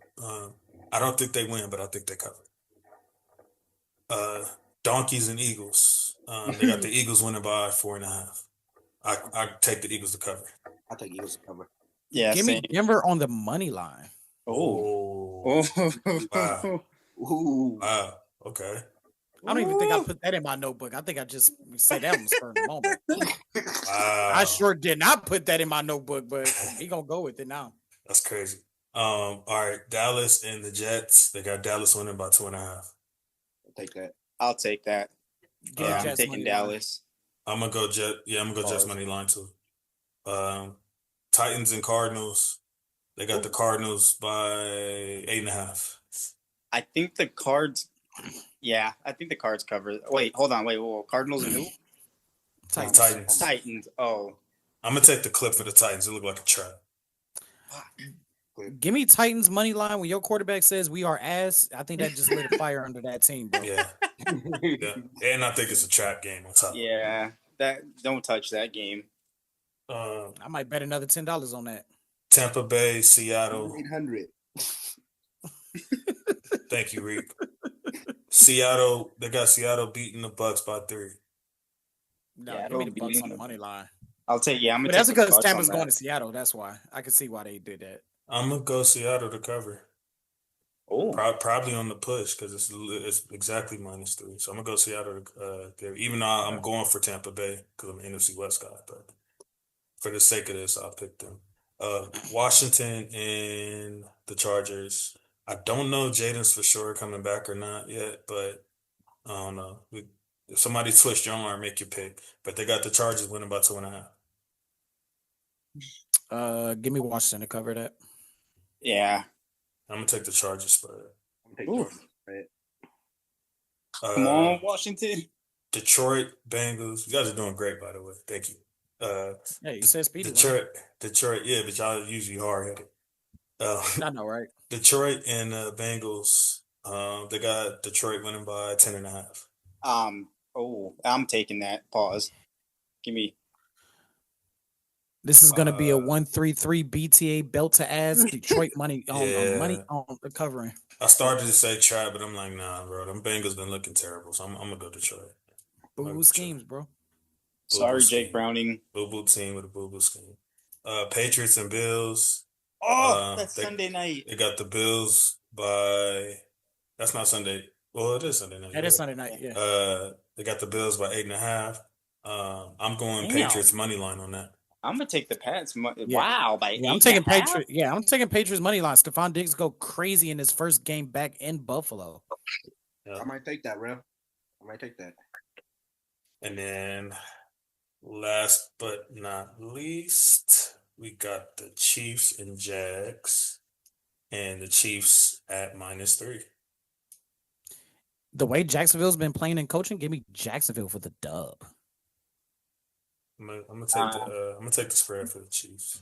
Yeah, same here. I think they got their split together. Mm-hmm. And that Rain and Tear looks like I don't ever count out 15 and Andy Reid. And then they just get someone back. Xavier Worthy. Worthy's back now. Yeah, and Worthy's back. Yeah, exactly. Man, I'm so proud of you, my brothers. That's the first time I ever said power through and niggas actually powered through. Isaiah gonna be mad, but maybe him leaving kind of helped too, because that nigga would have been. Damn. Well, we have the WNBA game on at 6:30 too. He shouldn't have left, so we talked to. Oh yeah, we got 30 minutes too. Yep. Right. Vegas Aces. Appreciate you, my brothers, man. This is probably one of our longest episodes we've had in a minute, probably because my brother came back, man. So we was happy to have him. Yeah. Appreciate y'all, man. My guy, Reek. When our hip hop shit dropping, bro? I've been waiting. It would drop this week, man. Some personal setbacks, but I'm back on it, editing. Man, I can't wait, bro. And I talked to Bro-in-Law, man. He ready to get that episode 2 in. But I'm like, man, he ain't even dropped the first one. I don't know what's going on. So, my last word will be Asia. Go get this. Hell nah, nigga. I'm going for Indy tonight. Kelsey, Aaliyah, you a mother effing dog. Go out there tonight. Show the niggas what's happening. Show them what's happening.